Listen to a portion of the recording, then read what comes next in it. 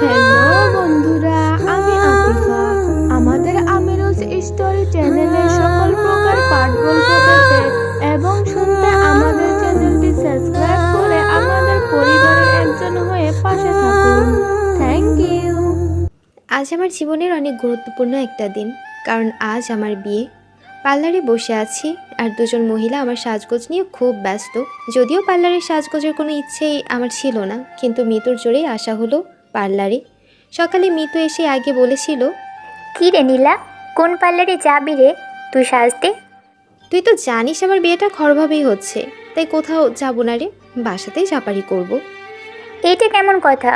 বিয়ে তো জীবনে একবারই হবে, তাই ভালোভাবেই উপভোগ করা উচিত। আর দেখতে ভালো লাগারও তো একটা ব্যাপার আছে নাকি? এমনিতে অনেক ঝামেলা চলছে, তাই ভালোভাবে বিয়েটা শেষ হলেই সবাই বেঁচে যায়। হাসানের সাথে কথা হয়েছে তোর? ও কি চাই? তুই বাসাতেই সাজগোজ করবি? না, কথা হয় নাই। এটা কেমন কথা? যার সাথে আজ তোর বিয়ে হতে যাচ্ছে তার সাথে তুই কথা বলিসনি? কথা বলিনি কে বলল? যখন দেখতে এসেছিল তখন কথা হয়েছে। আর সব জেনেই বাবা মা ঠিক করেছে এবং তাদের উপর আমার ভরসা আছে। কি বলিস এসব? আর হাসান এই বিয়েতে আদৌ রাজি কি না এসব কিছুও তো তুই জানিস না। যখন আমাকে দেখতে এসেছিল তখন তো আমাদের আলাদাভাবে কথা বলতে দেওয়া হয়েছিল। কই, তখন তো এসব কিছু বলেনি। তবে তো ভালোই। এখন এসব রেখে চল পার্লার থেকে সেজে আসি। না রে, এমনিতেই ঝামেলার শেষ নেই। আমি আর ঝামেলা বাড়াতে চাই না, আর মাও রাজি হবে না। আমি আন্টির সাথে কথা বলছি। মিতু শোন আমার কথা। আমার কোনো কথা না শুনে মিতু চলে গেল। যদিও এই বিয়েতে আমার আর হাসানের পরিবার ছাড়া বাইরের কাউকে বলা হয়নি, তবে মিতু আমার খুব ভালো বান্ধবী, তাই ওরে আনা হয়েছে যেন আমার খারাপ না লাগে। জীবনে কখনো ভাবিনি আমার বিয়েটা এভাবে চুপি চুপি হবে। কত স্বপ্ন ছিল আমার বিয়ে নিয়ে, অথচ আজ সেসব স্বপ্নই রয়ে গেল। সব কিছুই ভাগ্য, আমার ভাগ্যে যা ছিল তাই হচ্ছে। আন্টি, তুমি কি খুব ব্যস্ত এখন? তোমার সাথে কিছু কথা ছিল, শোনার সময় হবে? আন্টি, আমি নীলাকে নিয়ে পাশের পার্লার থেকে সেজে আসি, তুমি যদি অনুমতি দাও তো।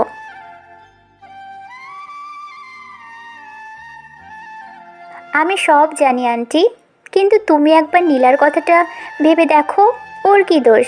মেয়েটা নিজের বিয়েতে নিজে একটু মন খুলে আনন্দ করবে, তার উপায় নেই। আর তুমি তো জানোই ওই তোমাদের কথা ভেবেই এই বিয়েতে রাজি হয়েছে। তাই আমি চাচ্ছিলাম ওরে একটু ভালোভাবে সাজাতে, যেন ভবিষ্যতে আর ছবিগুলো দেখেও ওর কষ্ট না লাগে যে একটাও ভালো ছবি নেই।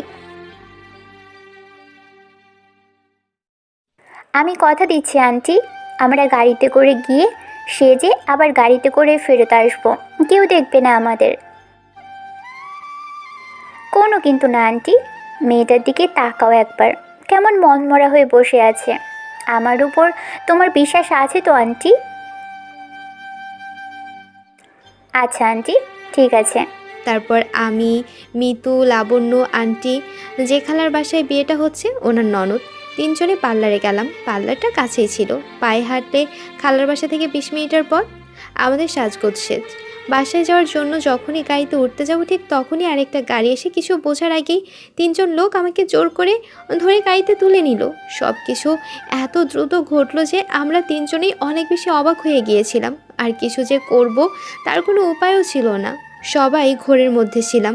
যখন ঘোর কাটলো ততক্ষণে আমাকে গাড়িতে তুলে গাড়ি চালানো শুরু হয়ে গেছে। আমি অনেক চেষ্টা করছিলাম নিজেকে ছাড়ানোর, কিন্তু দুজন আমার দুপাশে বসে আমাকে ধরে রেখেছিল, কিন্তু আমি চেষ্টা চালিয়ে যাচ্ছিলাম। শেষে আমাকে অচেতনের ঔষধ দেওয়া হলো। তারপর আর আমার কিছু মনে নেই। যখন জ্ঞান ফিরল তখন নিজেকে একটা বেডে আবিষ্কার করলাম, কিন্তু আমি এখানে কখন আসলাম আর কীভাবে আমাকে আনলো এসবের কিছুই আমার মনে নেই। এখন আমি কোথায় আছি আর কেনই বা আমাকে এখানে আনা হয়েছে বলতে পারবো না। আমি চারপাশে তাকিয়ে বোঝার চেষ্টা করছি কোথায় আছি আমি। তাকিয়ে দেখলাম রুমটা খুব সুন্দর গোছানো, প্রতিটা জিনিস খুব সুন্দরভাবে সাজানো। রুমটা দেখেই বোঝা যাচ্ছে রুমটা যার সে খুব গোছানো প্রকৃতির মানুষ, আর তার রুচিবোধেরও তারিফ করতে হয়। ঘড়িতে তাকিয়ে দেখে রাত 10টা বাজে, তার মানে আমি প্রায় 9 ঘন্টা যাবৎ অজ্ঞান ছিলাম। কারণ যখন পার্লার থেকে বের হলাম তখন আনুমানিক সময়ে 1টা হবে। না জানি এখন বাসায় কি হচ্ছে, বাবা মার উপর দিয়ে কি যাচ্ছে তা আল্লাহই ভালো জানে। তারা নিশ্চয় অনেক টেনশনে আছে, হাসানের পরিবার নিশ্চয় অনেক কথা শুনিয়েছে। একটা ঘটনা আমার জীবনটাকে শেষ করে দিল। এতক্ষণে নিশ্চয়ই আমার নিখোঁজ হওয়ার খবরটা চারপাশে ছড়িয়ে পড়েছে। এমনিতে একজনের জন্য অনিচ্ছা সত্ত্বেও বিয়েটা করতে হচ্ছিল, আর এখন তো সেই বিয়েটাও হয়তো ভেঙে গিয়েছে। কিন্তু কে করলো আমার সাথে এমন? যার এসব করার একটা সম্ভাবনা ছিল সে তো জানেই না যে আমার বিয়ে হতে যাচ্ছিল।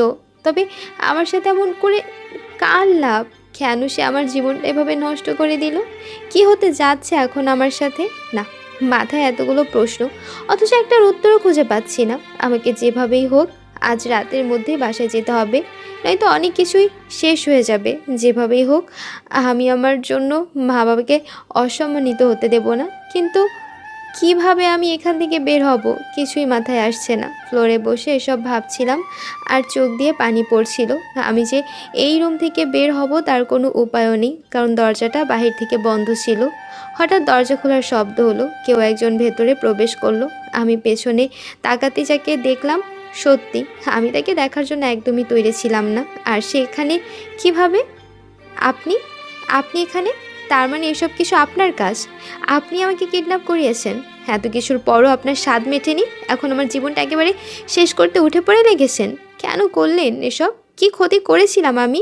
কেন আমার জীবনটা শেষ করে দিলেন? হ্যাঁ, সত্যি আমি তোমার কোনো ক্ষতি করতে চাইনি।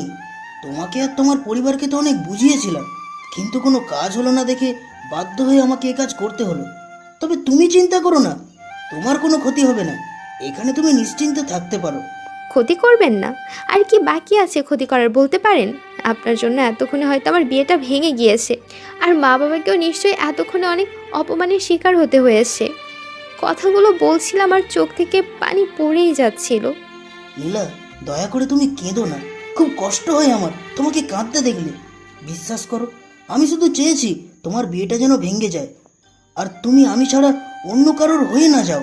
এখন তুমি তোমার মতো পড়াশোনা করো, পরে আমাদের বিয়ে হবে। আর আমি তোমাকে একদম বিরক্ত করব না। তুমি যা চাও তাই আমি করব। শুধু আমাকে রেখে অন্য কাউকে বিয়ের কথা ভেবো না। তুমি শুধু আমার নীলা। আমি তোমাকে খুব ভালোবাসি নীলা, খুব ভালোবাসি। চোখের পানি মুছে বললাম, আপনি আমাকে খুব ভালোবাসেন তাই না? নিজের থেকেও বেশি। তুমি চিন্তা করো না, কালকে আমি তোমাকে তোমার বাসায় দিয়ে আসবো। সব ঠিক হয়ে যাবে।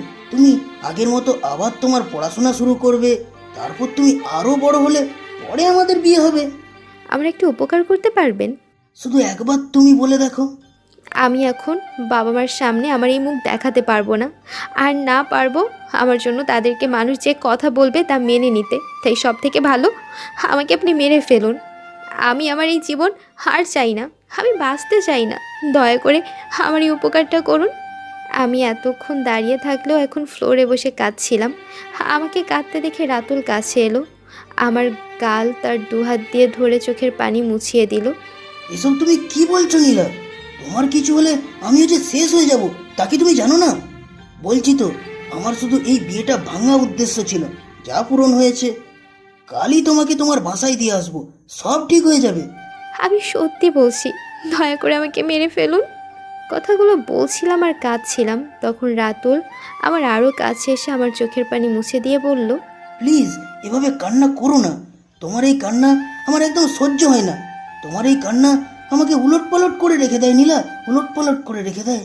রাতুল আমার মুখটা তার দুহাত দিয়ে ধরে তার মুখের একদম কাছে নিয়ে বলল, আমার দিকে তাকাও নীলা। না, এভাবে না, একদম আমার চোখে চোখ রেখে তাকাও। ঠিক এভাবে।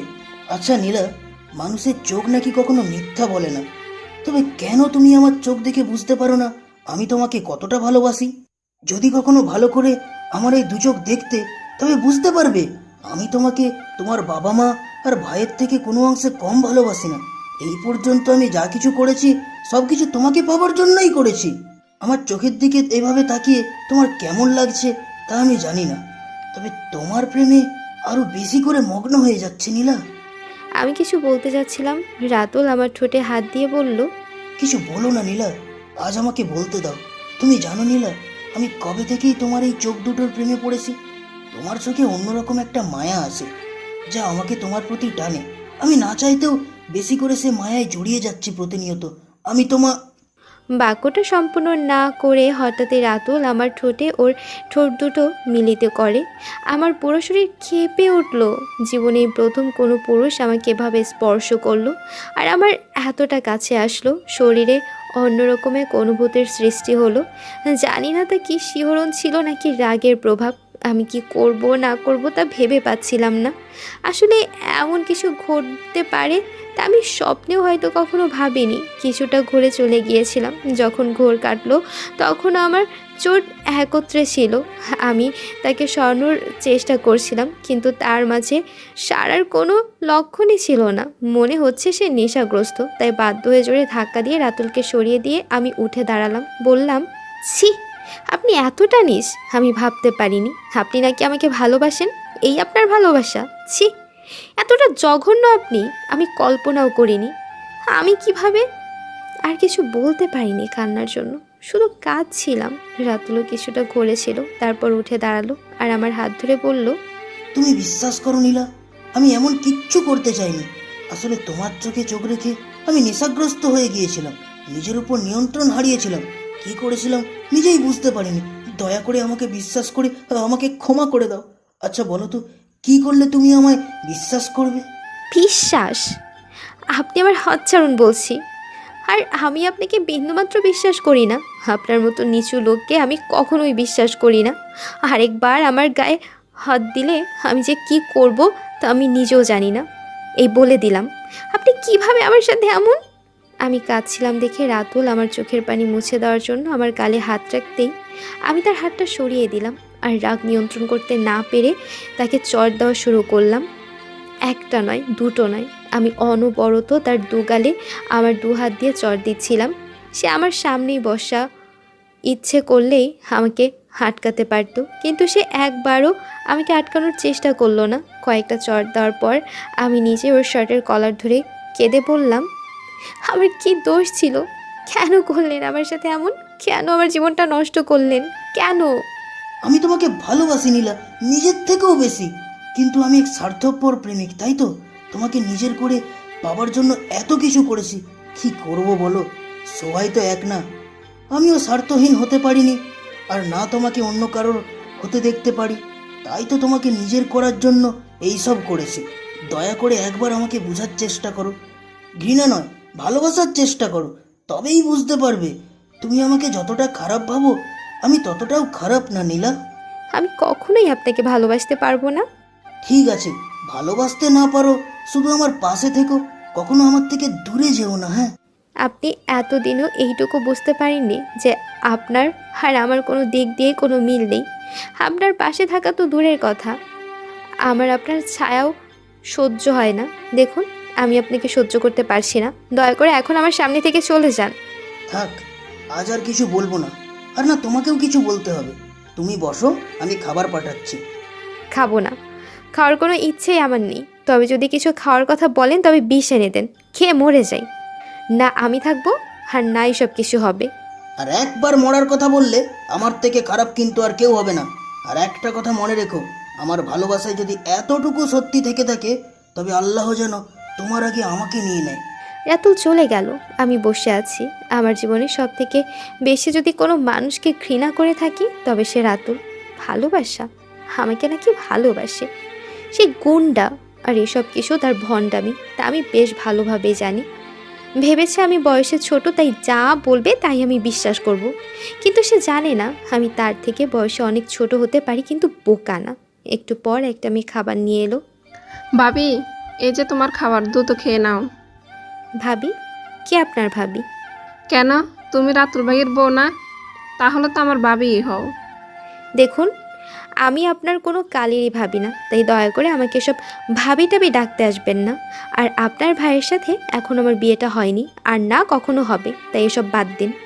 তা তুমি যাই বলো, বিয়ে তো তোমার আমার ভাইয়ের সাথেই হবে। যখন হবে তখন দেখা যাবে। আপনি এখন যান, আমার মাথা ব্যথা করছে। তুমি আগে খেয়ে নাও, পরে শুয়ে ঘুমাবে।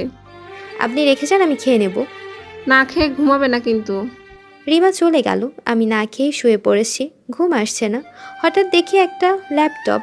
আমি উঠে তাড়াতাড়ি আমার এফবি আইডিতে ঢুকলাম আর মিতুকে একটা মেসেজ করলাম, মিতু আমি ঠিক আছি, আর রাতুল আমার বিয়েটা ভাঙার জন্য এসব করেছে, তুই মা বাবার খেয়াল রাখিস, আর কাল সকালেই আমাকে বাসায় দিয়ে আসবে বলেছে। হঠাৎ দরজার শব্দ শুনে আমি দ্রুত শুয়ে পড়লাম আর চোখে দেখলাম রিমা এসেছে। শুয়ে থাকতে থাকতে কখন যে ঘুমিয়ে পড়েছি নিজেই জানি না।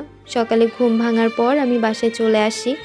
রাতুলকে আর দেখিনি আমার সাথেও, সে আসেনি, আমাকে অন্য লোকের মাধ্যমে বাসায় পাঠানো হয়েছে। মা তো আমাকে দেখে জড়িয়ে ধরলো আর কান্না করে দিল। আমিও নিজেকে নিয়ন্ত্রণ করতে পারিনি, কাঁদতে শুরু করি। আমি ঠিক আছি মা, সে শুধু আমার বিয়েটা ভাঙার জন্য এসব করেছে, আমার ক্ষতি সে করেনি।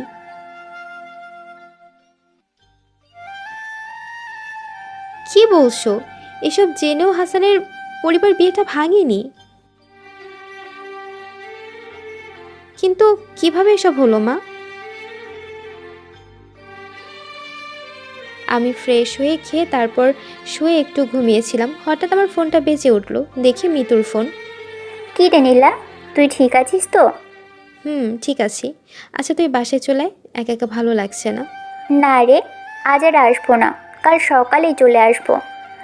আচ্ছা বল তো, আমি কাল কি পরবো? একটা পরলেই হলো। আচ্ছা শাড়ি পরিস। ও ভালো কথা, আমি তোর এফবিতে কয়েকটা শাড়ির ছবি পাঠাচ্ছি, তুই একটু সিলেক্ট করে দে কোনটা কাল পরবো। পর না, একটা পরলেই হলো। না রে, তুই তো জানিস আমি পছন্দের ব্যাপারে কাঁচা, তুই একটু বলে দে না। মনে হচ্ছে কাল আমার না তোর বিয়ে। রাগ করিস না প্লিজ। আচ্ছা পাঠা, আমি পরে ঢুকে দেখে নিব। মিতু কলটা রেখে দিয়ে একটা নাম্বার থেকে বেশ কয়েকবার মিস কল, ওই নাম্বার থেকে আবার কল এলো। আমি রিসিভ করতেই, হ্যালো কে বলছেন? কেমন আছো? কি করছো এখন? আপনি আবার নাম্বার পরিবর্তন করে আমাকে কল দিয়েছেন? তুমি চলে যাওয়ার পর এই প্রথম রুমটাতে এলাম, আর এখনো আমি রুমটাতে তোমার উপস্থিতি টের পাচ্ছি মনে হচ্ছে, তাই ফোন দিলাম। আর কখনো আমাকে ফোন দিবেন না বলে দিলাম। রাগে ফোনটা বন্ধ করে দিলাম। বিকেলে যখন ফোন চালু করলাম, কিছুক্ষণ পরেই মিষ্টির ফোন। কিরে দোস্ত, না জানিয়ে চুপ করে বিয়েটা সেরে ফেললি, এটা তোর কাছে আশা করিনি। তবে তোর বরটা কিন্তু দেখতে বেশ। আমার বর? কোথায় দেখলি? আর কে বলল তোরে যে ওইটা আমার বর? তবে এতদিন যা শুনেছি তাই সত্যি হলো। কি শুনেছিস? তোর আর রাতুল ভাইয়ের সম্পর্ক চলছিল, আর এখন তো বিয়ে করে প্রমাণই করে দিলি ঘটনা সত্যি। তুই যে ভাব দেখাতি মনে হতো রাতুল ভাইরে তুই সহ্যই করতে পারতি না, আর এখন তো ভালোই লাগলো। তবে বিয়ের দাওয়াতটা দিলেই পারতি। এসব কি বলছিস? কে বলল আমাদের বিয়ে হয়েছে? নিজেই এফবিতে দুজনের ছবি দিয়েছিস, রিলেশনশিপ সিঙ্গেল থেকে ম্যারিড লাগিয়েছিস, এখন এমন ভাব করেছিস যেন কিছুই জানোস না। কোথায় রেখেছিস ছবি? কোথায় আবার, তোর আইডিতে দিয়েছিস তো, ওখানেই তো দেখবো নাকি? মিষ্টির কথা শুনে মাথা ঘুরছিল। কী সব বলছে ও? আমি কিসের দুজনের ছবি দিয়েছি? একটু পর মিতু ফোন করে একই কথা বলল। আগে মিষ্টির কথা তেমন বিশ্বাস না করলে এখন অবিশ্বাস করতে পারছি না। সাথে সাথে এফবি লগ ইন করতে গিয়ে দেখি রং পাসওয়ার্ড দেখাচ্ছে, তার মানে কেউ আমার আইডিতে ঢুকে পাসওয়ার্ড বদলে দিয়েছে। কিন্তু কিভাবে করবে কেউ এমন? আমি ছাড়া তো আর কেউ আমার আইডির পাসওয়ার্ড জানে না। আমি ভাইয়াকে বলে ওর আইডিতে ঢুকে দেখি আসলেই আমার আইডি থেকে রিলেশনশিপ পরিবর্তন করা হয়েছে। নীলাঞ্জনা নীলা, ম্যারিড, রাহাতুল ইসলাম রাতুল। তারপর আবার আমার সাথে রাতুলের বেশ কিছু ছবিও দেওয়া হয়েছে। ছবিতে আমার বিয়ের শাড়ি পরা, যা কাল কিডন্যাপের সময় পরেছিলাম। বুঝতে পারছি এসবের কিছু রাতুলের করা কাজ, কিন্তু ছবিগুলোতে আমার চোখে সানগ্লাস পরা, তাই আমার চোখ ঠিকভাবে বোঝা যাচ্ছে না। এখন বুঝতে পারছি আমার অচেতন থাকা অবস্থায় ওই এইসব ছবি তুলছিল, আর সবাই যেন বুঝতে না পারে তার জন্য আমাকে সানগ্লাস পরানো হয়েছে, যাতে আমার চোখ দেখা না যায়। আমার মাথা ঘুরছে। আসলে কাল রাতে আমি তার ল্যাপটপ থেকে আমার আইডিতে ঢুকেছিলাম, আর রিমা চলে আসাতে লগ আউট করার কথা মনেই ছিল না। আর এই সুযোগটাই ব্যবহার করেছে খারাপ লোকটা। এই লোকটা যে এতটা জঘন্য কাজ করবে তা কল্পনাও করিনি। আমার জীবনটা পুরোপুরি শেষ করে দিল। কিন্তু এসব কেন করলো? ও তো জানি আমার বিয়ে ভেঙে গেছে, তবে কেন করলো এমন? হাসানের বাবা আমার বাবাকে কল করে অনেক বাজে বাজে কথা শুনিয়েছে, সাথে এও বলেছে আমি বাড়ি থেকে পালিয়ে গিয়ে বিয়ে করেছি। আর তাই বাবা মেনে নিতে না পেরে নিজের অসুস্থতার কথা বলে বিয়ের দিন পরিবর্তন করেছে, যাতে আমাকে হাসানের সাথে বিয়ে দিতে পারে। আর শুধু আমি না, আমার পুরো পরিবারই নাকি খারাপ, আরও অনেক কথা। বাবা কথাগুলো বলছিল আর কাঁদছিল। এই প্রথম বাবাকে এতটা অপমানের শিকার হতে হলো, আর এসব কিছু হয়েছে শুধু ওই খারাপের জন্য। আমার জীবন থাকতে আমি তাকে কোনো দিন ক্ষমা করব না। খুব খারাপ লাগছিল নিজের জন্য, বাবা আমাকে এত অপমানিত হতে দেখে। আমার মরে যেতে ইচ্ছে করছে, এ জীবন রাখার ইচ্ছে শেষ হয়ে গিয়েছে। তাই লুকিয়ে আমার ঘুমের ওষুধগুলো নিয়ে আমার রুমে এসে দরজা বন্ধ করে দিলাম, সবগুলো ওষুধ খেলাম। পরে রাতুলকে ফোন দিলাম। নীলা, তুমি আমাকে ফোন দিয়েছো? আরে আমার তো বিশ্বাসই হচ্ছে না। জীবনের প্রথম ও শেষবারের মতো ফোন দিলাম। কি ভেবেছিলেন আমি আপনার হাতের পুতুল, যখন যেভাবে খুশি চালাবেন আর আমি চলবো? আমার জীবনটা শেষ করেও শান্তি হয়নি, এখন আমার পরিবারটা শেষ করার জন্য লেগেছেন। এই সব কিছুর জন্য তো আমিই দায়ী, তাই না? আমি না থাকলে তো আর এসব কিছু হতো না, আর ভবিষ্যতেও কিছু হবে না। সব কি বলছো তুমি? আমি তো আপনার কোনো কথা শোনার ইচ্ছে আমার নেই। আমি বেঁচে থাকলেই যত ঝামেলা, মরে গেলে তো আর হবে না। আমার সুন্দর জীবনটা আপনি নষ্ট করলেন। কত আশা ছিল, সব আজ শেষ। আজ আপনি যা করেছেন তারপর তো আমার আর কিছুই বাকি রইল না। শুধু আপনার জন্য আজ আমার বাবাকে মানুষ এতগুলো কথা শুনিয়েছে, বলেছে আমার পুরো পরিবারই নাকি খারাপ। আর এই সব কিছুর জন্য আপনি আমার জন্য করেছেন, তাই না? আজকের পর থেকে আমার আর আমার পরিবারকে অপমানিত হতে হবে না। সব কিছুর মূল তো আমি, তাই স্থায়ী একটা সমাধানের ব্যবস্থা আমি নিজেই করেছি। যদিও একটু দেরি হয়ে গেছে, কিন্তু ব্যাপার না, আর দেরি করব না। কি বের করেছো তুমি? আর এভাবে কেন কথা বলছো? কি হয়েছে তোমার? কণ্ঠে এমন কেন লাগছে নীলা তোমার?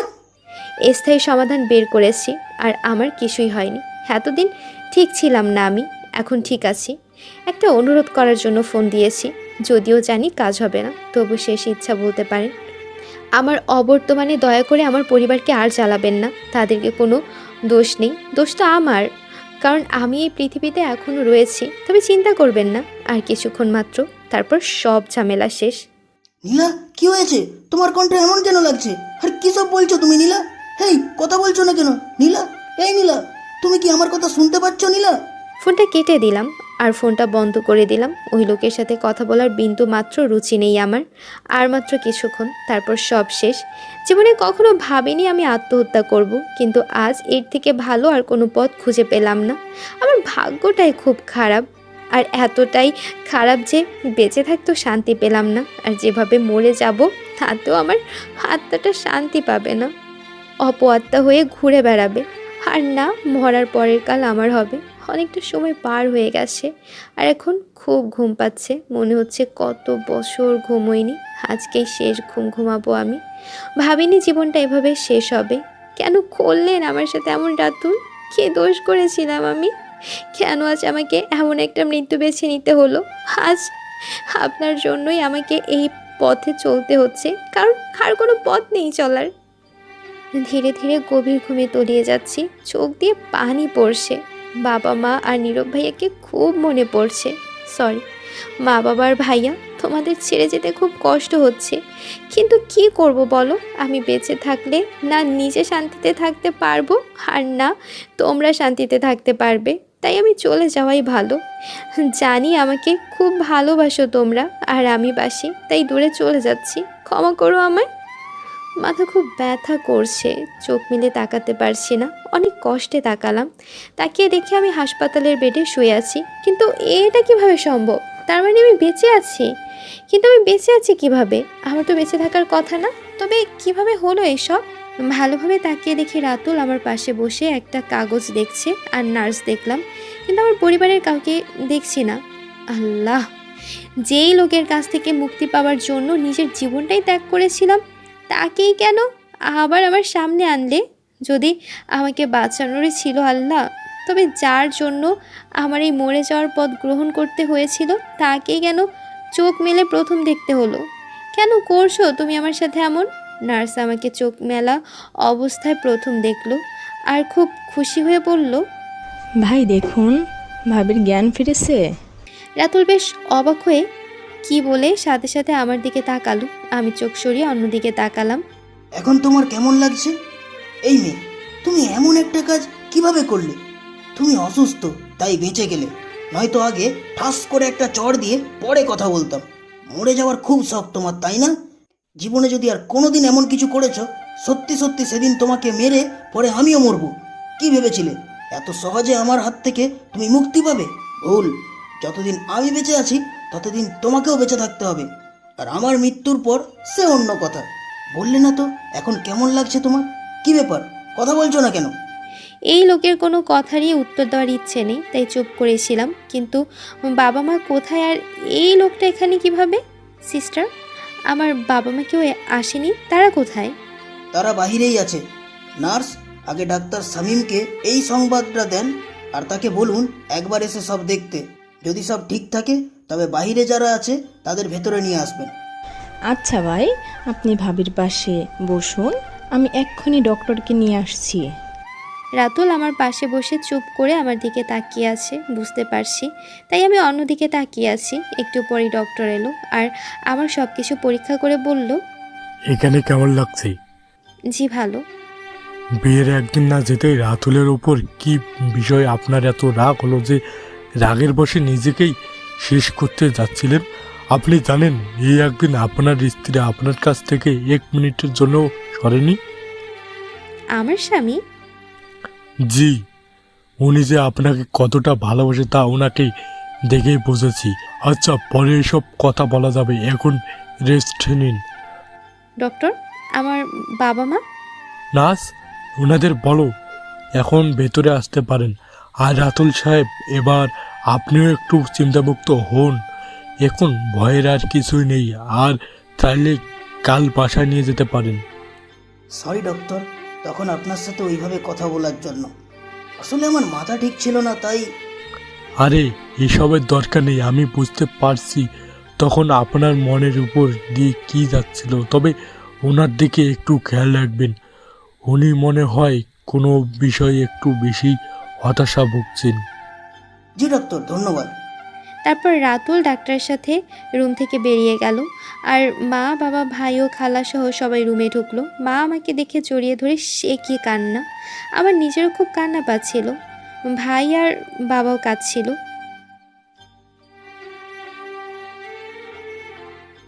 আমাকে ক্ষমা করো মা, তখন আমি এছাড়ার কোনো পথ খুঁজে পাচ্ছিলাম না।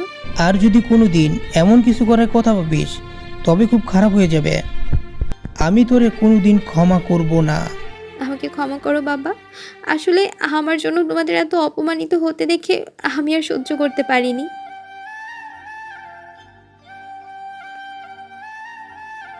আর কখন এমন হবে না, দয়া করে আমাকে ক্ষমা করে দাও। তারপর নার্স সবাইকে চলে যেতে বলল, শুধু একজন সাথে থাকতে পারবে, তাই মা রয়ে গেল। আমি মাকে বললাম, মা, এই খারাপ লোকটা এখানে কিভাবে, আর ওনাকে কে বলেছে এসব? তোমরা কেউ না থেকে যার জন্য আজ এমন একটা ঘটনা ঘটেছে, উনি কেন আমার পাশে বসেছিল? মা, ডাক্তার আমার কেন বলেছে উনি আমার স্বামী? কি হলো মা, কথা বলছো না কেন?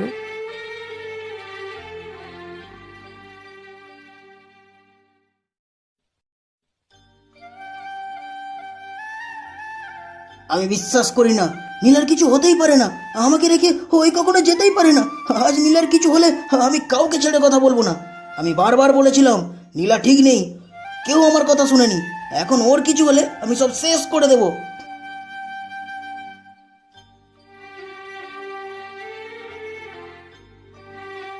দেখুন রাতুল, আমাদের হাতে কিছু নেই, অনেক দেরি হয়ে গেছে। রাতুল তখন ডাক্তারের শার্টের কলার ধরে বলল, আমি আমার নীলাকে সুস্থ দেখতে চাই। কিভাবে তা আমি জানি না ডক্টর, শুধু ওরে সুস্থ দেখতে চাই। আপনাদের কোথাও ভুল হচ্ছে, ওই আমাকে ছেড়ে যেতে পারে না। আপনারা দয়া করে আরেকবার চেষ্টা করে দেখুন না। আমি জানি ওই আমারে ছেড়ে যেতে পারে না।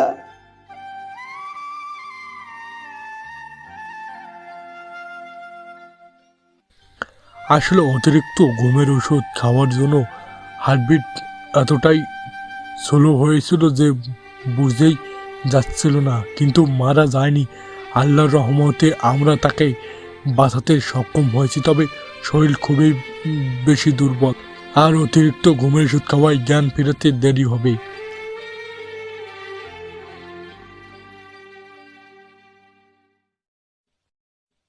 ভালোবাসে না চাই, আমার আজকের এই অবস্থার জন্য সে দায়ী। তোমরা এত সহজে সব ভুলে গেলে?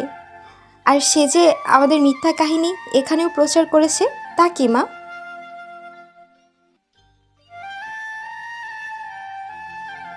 তা বুঝলাম, তবে তোমরা সত্যিটা বললে না কেন? এসব কথা আমার শুনতে ভালো লাগছে না মা, আমি একটু ঘুমাতে চাই। এরপর হাসপাতাল থেকে আমায় বাসায় আনা হলো, আর সাথে রাতুলও আসলো। ভালোই হয়েছে, আমাকে বাঁচিয়ে রাতুল নায়ক হয়ে গেছে, আর বাসার সবাই সব ভুলে গেছে মনে হচ্ছে। যে লোকটাকে দেখলেই আমার শরীর জ্বলে যায়, এখন তাকে সবসময় চোখের সামনে দেখতে হচ্ছে। আমি বুঝতে পারছি না বাবা মা সব কিভাবে ভুলে গেল। সেদিন মাকে বললাম, মা এ লোক আমাদের বাসায় কি করে, আর তারে তোমরা কিছু বলছো না কেন? মানে কি, যার জন্য আমার সুন্দর জীবনটাই শেষ বলা যায়, তাকে তোমাদের কিছুই বলার নেই? তোমরা কি বুঝতে পারো না আমি এই লোকটাকে সহ্য করতে পারি না?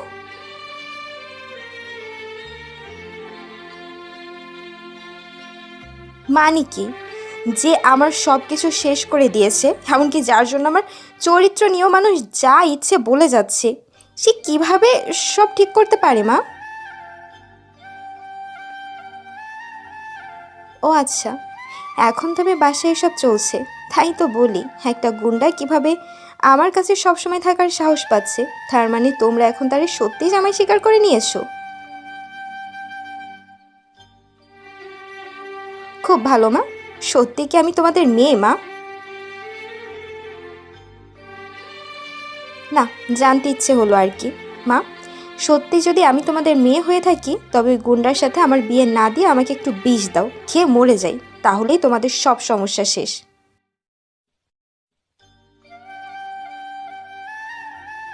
আমার আর কিছু ভাবার নেই, যা বোঝার আমি বুঝে গেছি মা। তুমি এখন যেতে পারো, আর দয়া করে ওই লোক যেন আমার রুমে না আসে।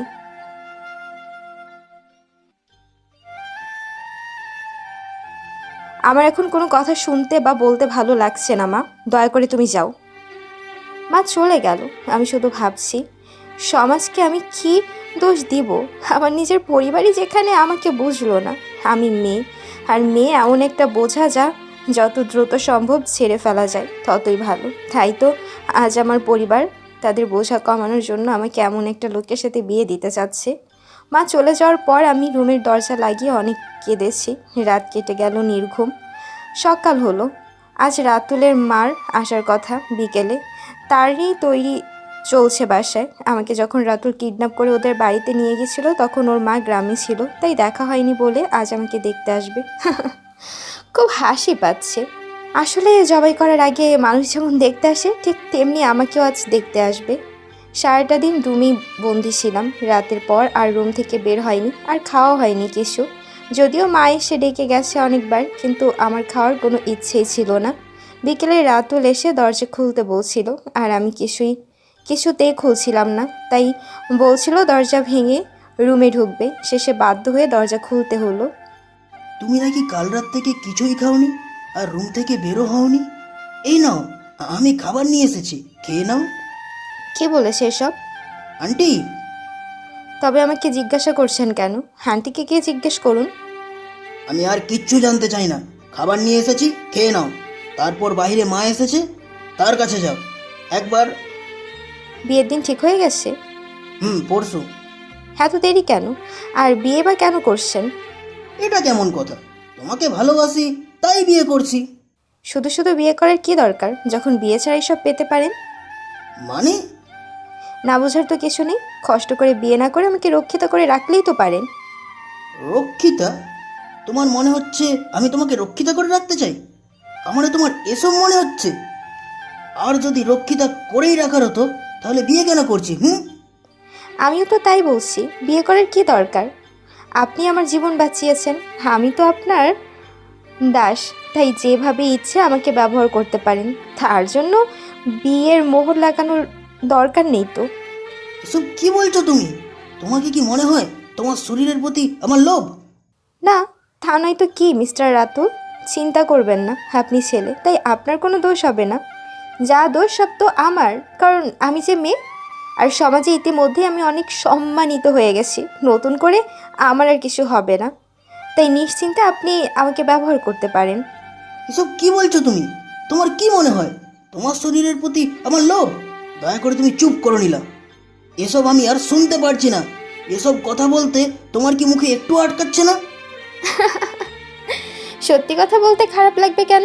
আমাকে বিয়ে করার দরকার নেই, আমি তো এমনিতেই রাজি, আর আমার বাবা মাও রাজি। আসলে আমি তখন বোঝা, তাই কাঁধ থেকে সরাতে পারলেই তারা খুশি, আর আপনারও চিন্তা নেই। চাইলে আজ থেকে শুরু করতে পারেন। চুপ করো নীলা, নয়তো এমন কিছু করে ফেলবো যা তোমাকে কষ্ট দিবে, আর আমি তোমাকে কষ্ট দিতে চাই না, বুঝলে? আরে আপনি তো দেখি মেয়েদের মতো লজ্জা পাচ্ছেন। আচ্ছা তবে আমিই শুরু করি। এই নিন দেখুন, আমি কিন্তু কোনো লজ্জা পাচ্ছি না, আপনিও পাবেন না। এসব ব্যাপারে লজ্জা পেলে চলবে? শুরু করুন। কথাটা বলেই আমি হাত দিয়ে অন্যটা সরিয়ে একদম রাতুলের সামনে গিয়ে দাঁড়ালাম। রাতুল কোনো কথা বলছে না, মনে হয় স্থির হয়ে গেছে, শুধু আমার চোখের দিকে তাকিয়ে আছে। আমি কথাটা পুনরায় বললাম। রাতুল এবার সাথে সাথে আমাকে একটা চড় মারলো, তারপর দুইটা, তারপর তিনটা, কিন্তু আমি কিছুই বলিনি, স্থির হয়ে দাঁড়িয়েছিলাম আর শুধু চোখ দিয়ে পানি পড়ছিল। আসলে কতটা কষ্টে যে আমি এই কাজ করেছি তা শুধু আমিই জানি। রাতুলের চোখ দিয়েও পানি পড়ছে, কিন্তু সে কেন কাঁদছে? তার তো কাঁদার কথা না। নিজের থেকে 10 বছরের ছোট একটা মেয়েকে সে ভালোবেসে এসব করেছে, এটা সবাই বিশ্বাস করলো, আমি করি না। বিশ্বাস করতাম যদি সে আজ আমার থেকে 10 বছরের বড় না হতো, কারণ পড়ালেখা শেষ করা একটা ছেলে কখনো একটা আবেগপ্রবণ হয়ে এসব কাজ করার কথা না। আজ যদি সে কলেজ পড়ুয়া কোনো ছাত্র হতো তবে বিশ্বাস করার সম্ভাবনা কিছুটা ছিল। রাতুল ফ্লোরে পড়ে থাকা ওড়নাটা তুলে আমাকে ঢেকে দিল। কয়েক বছর আগের কথা, আমি তখন 8-এ পড়ি। পাশের এলাকায় ভালো স্কুল থাকায় ওখানে ভর্তি হই। একদিন আমি আর মিতু স্কুলে যাচ্ছিলাম, হঠাৎ একটা ছেলে আমাদের পথ আটকালো। ছেলেটা আমাদের সাথে দুষ্টুমি করা শুরু করলো। আমি চুপচাপ ছিলাম, কিন্তু মিতু উত্তর দিচ্ছিল না ছেলেটার কথা বলার এক পর্যায়ে ছেলেটা মিতুর হাত ধরে ফেললো। আমরা ছাড়ানোর চেষ্টা করছিলাম, কিন্তু ছেলেটা হাত ছাড়ছিল না। শেষে বাধ্য হয়ে আমি একটা চড় দিই, আর ছেলেটা মিতুর হাত ছেড়ে আমাকে দেখে নেবে বলে শাসিয়ে যায়। এরপর কয়েকদিন কেটে যায়, আমরাও বিষয়টা ভুলে যাই। হঠাৎ করেই একদিন বিকেলে স্কুল থেকে আসার সময় ওই ছেলের সাথে আরও কয়েকটা ছেলে নিয়ে আমাদের সামনে আসে। আমরা দুজনেই খুব ভয় পেয়ে যাই। কি সুন্দরী, বলেছিলাম না আবার দেখা হবে, আর তুমি যা দিয়েছিলে তার সুদে আসলে ফেরত দেব। ছেলেগুলো আমাদের তুলে নিয়ে যাচ্ছিল, এমন সময় কয়েকটা ছেলে এসে তাদের আটকায়। কিরে কি হচ্ছে সব? দেখেন ভাই, সব ব্যাপারে জড়িয়েন না, এটা নিয়ে কোনো কথা বলবেন না। আর আমরা আপনাদের গ্রুপের কোনো ক্ষতিও করিনি, শুধু শুধু এসব বিষয় নিয়ে দুই গ্রুপের মধ্যে না লাগাই ভালো। কিন্তু হস্তেটা কি? আরে এই মেয়ে দুটোকে নিয়ে এমন কেন করছিস? এই শালির তেজ বেশি, আমাকে চর মেরেছিল, তাই আজ তেজ কমাতে নিয়ে যাচ্ছি। তোর যা চরিত্র, শুধু শুধু নিশ্চয়ই চর মারিনি। মেয়েদের জীবন নিয়ে এভাবে খেলিস না, চলে যা এখান থেকে। সে যাই হোক, আমি বুঝে নিব। আপনার এত লাগছে কেন? আপনার তো কেউ না। ওদের ছেড়ে দিয়ে চলে যা বলছি। না, কিছুতেই না, আজ তো তেজ কমাবই। তাহলে কিন্তু ভাইকে জানাতে হবে, আর জানোসই তো ভাই কেমন। দেখুন, এদের তো আমি শিক্ষা দিবই, তার জন্য যদি আপনার ভাই কিছু বলে তবে আমরাও আমাদের মতি ভাইকে জানাবো। শুধু শুধু একটা মেয়ের জন্য দুই ভাইয়ের মধ্যে লাগানো কি ঠিক হবে ভাই? তোরা তাহলে আমার কথা বুঝতেই পারিসনি? ভাই যদি জানতে পারে তোরা একে তুলে নিয়ে যেতে চেয়েছিস, তখন কি হবে তা না হয় তোরা দেখিনিস? কেন, এই মেয়ে কি ভাইয়ের কেউ নাকি? কি মনে হয় তোদের চর মারার সাহস এই এলাকার কারো হতে পারে? তা ঠিক, তবে আপনি ঢপ মারছেন, কারণ এই ভাইয়ের কোনো আত্মীয় হলে আমরা চিনতাম। আরে এই তো ভাইয়ের গার্লফ্রেন্ড, ভাই যদি এসব জানে তোদের খবর হয়ে যাবে। কি আপনি সত্যি বলছেন? না না, আপনি ঢপ মারছেন এদের বাঁচানোর জন্য। মিথ্যে কেন বলবো? আর দেখ, ভাবি ছাড়া কোন ছেলেকে চর মারার সাহস কোনো মেয়ের হতে পারে? কিন্তু কোনো কিন্তু না, দ্রুত সরি বলে কেটে পড়, নয়তো ভাইকে যে বললে কি যে হবে। আগে বলবেন না। সরি ভাবি, আমি জানতাম না আপনি ভাইয়ের গার্লফ্রেন্ড, ভুল হয়ে গেছে। দয়া করে ভাইয়াকে এসব বলবেন না। নাহিদ ভাই, আপনি বলে দেন। যেন ভাইয়াকে কিছু না বলে। তুমি ভাইকে কিছু বলো না কেমন? ছেলেটা কথা বলে আমার দিকে চোখ দিয়ে ইশারা দিল, আর আমিও কিছুই না বুঝে মাথা নাড়িয়ে সম্মতি জানালাম। ওই ছেলেগুলো চলে গেল, কিন্তু আমার মাথায় কিছুই ঢুকলো না। কোন ভাইয়া? কিসের ভাইয়া? আমি বা কবেকার গার্লফ্রেন্ড হলাম? মাথায় এতগুলো প্রশ্ন। আচ্ছা, আপনি সব কি বললেন? আমি তো কিছুই বুঝতে পারছি না। এই এলাকায় নতুন নাকি? জি, এই এলাকার PLH স্কুলে নতুন ভর্তি হয়েছি। কেন? জানো ওরা কারা? আর তুমি নাকি ওই ছেলেটাকে চর মেরেছো? চরমার মতো কাজ করেছিল তাই মেরেছি। এখন যে তুলে নিয়ে যাচ্ছিল বুঝো তুলে নিয়ে কি করতো? তোমাদের বাঁচানোর জন্য মিথ্যা বলতে হলো আমাদের। তাই বলে এসব মিথ্যা? কোন ভাইয়ের কথা বলছিলেন? আর যদি বলারই ছিল, বোন বানাতে পারলেন না? এসব বললেন কেন?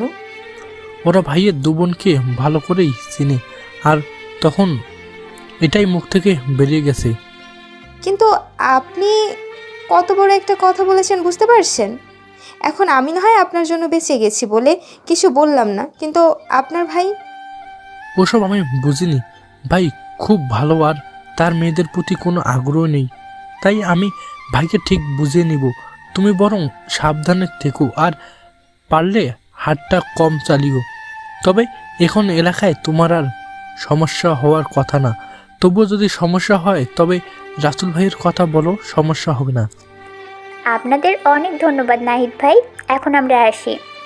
এরপর আর আমাদের সমস্যা হয়নি। তবে সব থেকে বড় সমস্যাটা হলো আমি এখন একজনের গার্লফ্রেন্ড হয়ে গেলাম, যাকে আমি চিনিই না আর দেখিও নি কখনো। এখন কোনো ছেলে ডিস্টার্ব করতে আসলেই মিতু বলে, চেনেন ওকে? ওই কিন্তু রাতুলের গার্লফ্রেন্ড। সত্যি বলতে খারাপ লাগছিল না, ভালোই লাগছিল। আর ওটা আমার এলাকা ছিল না, তাই পরিচিত কারো কানে কথাটাও এলো না। এদিকে দিয়ে আমি আর মিতু ইচ্ছে মতো চলতে পারছিলাম। কথায় আসে না, চোরের 10 দিন আর গেরস্থের 1 দিন। ধরা আমাদেরও একদিন খেতে হলো, আর সেটা একদম জায়গা মতো। তখন দ্বিতীয় বার্ষিকী পরীক্ষা চলছে।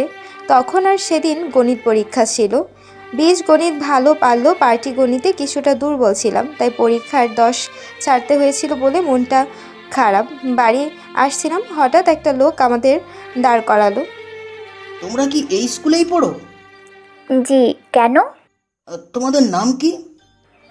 আমি মিতু, আর ও নীলা। আপনি কে বলুন তো? আর এত কথা কেন জিজ্ঞেস করছেন? না মানে নীলা। ভুলেও ও নাম মুখে আনবেন না। আপনি মনে হয় নীলাকে চিনেন না। আসলে আমি চিনতাম না, তবে এখন চিনলাম। আসলে আমি নীলাকে কিছু কথা বলতে চাই। ভাই ওখানেই চেপে যান, নয়তো খুব খারাপ হয়ে যাবে। কি হবে? আপনি তো দেখি কিছুই জানেন না। নীলাকে জানেন? নীলাকে জানেন? নীলা রাতুল ভাইয়ের গার্লফ্রেন্ড। তাই নাকি? জানতাম না তো। হাসার কি হলো? আর এখন তো জেনেই গেলেন, এবার নিজের রাস্তা মাপেন, নয়তো ভাই জানলে আপনার খবর আছে। কী রে নীলা, তুই চুপ করে আছিস কেন? কিছু বল। দেখুন, আমার মনটা এমনিতেই খারাপ। দয়া করে জরুরি কোনো কথা থাকলে বলেন, নয়তো আপনি এখন আসতে পারেন। তুমি কি আসলেই রাতুলের গার্লফ্রেন্ড? যদিও আমি নিজে কোনো দিন কাউকে বলিনি আমি রাতুলের গার্লফ্রেন্ড, কারণ ওই কাজটা মিতু করতো। আমার এসব করতে রুচিতে লাগতো, কিন্তু এই প্রথম আমি বললাম। কেন, কোনো সন্দেহ আছে? থাকলে নাহিদ ভাই আর রাতুলকে জিজ্ঞেস করে নেবেন। আমি তোমাকেই খুঁজছিলাম। আসলে এলাকায় আমি নতুন, আর আমার কিছু ঝামেলা হয়েছে, তাই রাতুলকে খুঁজছিলাম। পরে একজন বলল তুমি ওর গার্লফ্রেন্ড। তোমাকে বললে নাকি দ্রুত কাজ হবে। আমাকে রাতুলের সঙ্গে দেখা করিয়ে দাও না প্লিজ। আমি পারবো না। আপনি যে কাউকে রাতুলের কথা বললেই আপনার দেখা করার ব্যবস্থা হয়ে যাবে। অন্য সবাই আর তুমি কি এক? তুমি তো ওর আপনজন। তোমার কথার মূল্যই অন্যরকম, তাই না? এভাবে অনেক কথা হলো, লোকটা কিছুতেই আমাকে ছাড়ছে না। এদিকে আমিও স্বীকার করতে পারছিলাম না যে আমি রাতুলকে চিনিই না। আবার আমি লোকটাকেও রাতুলের সাথে দেখা করাতে পারছিলাম না, কারণ আমি নিজেই তো চিনি না।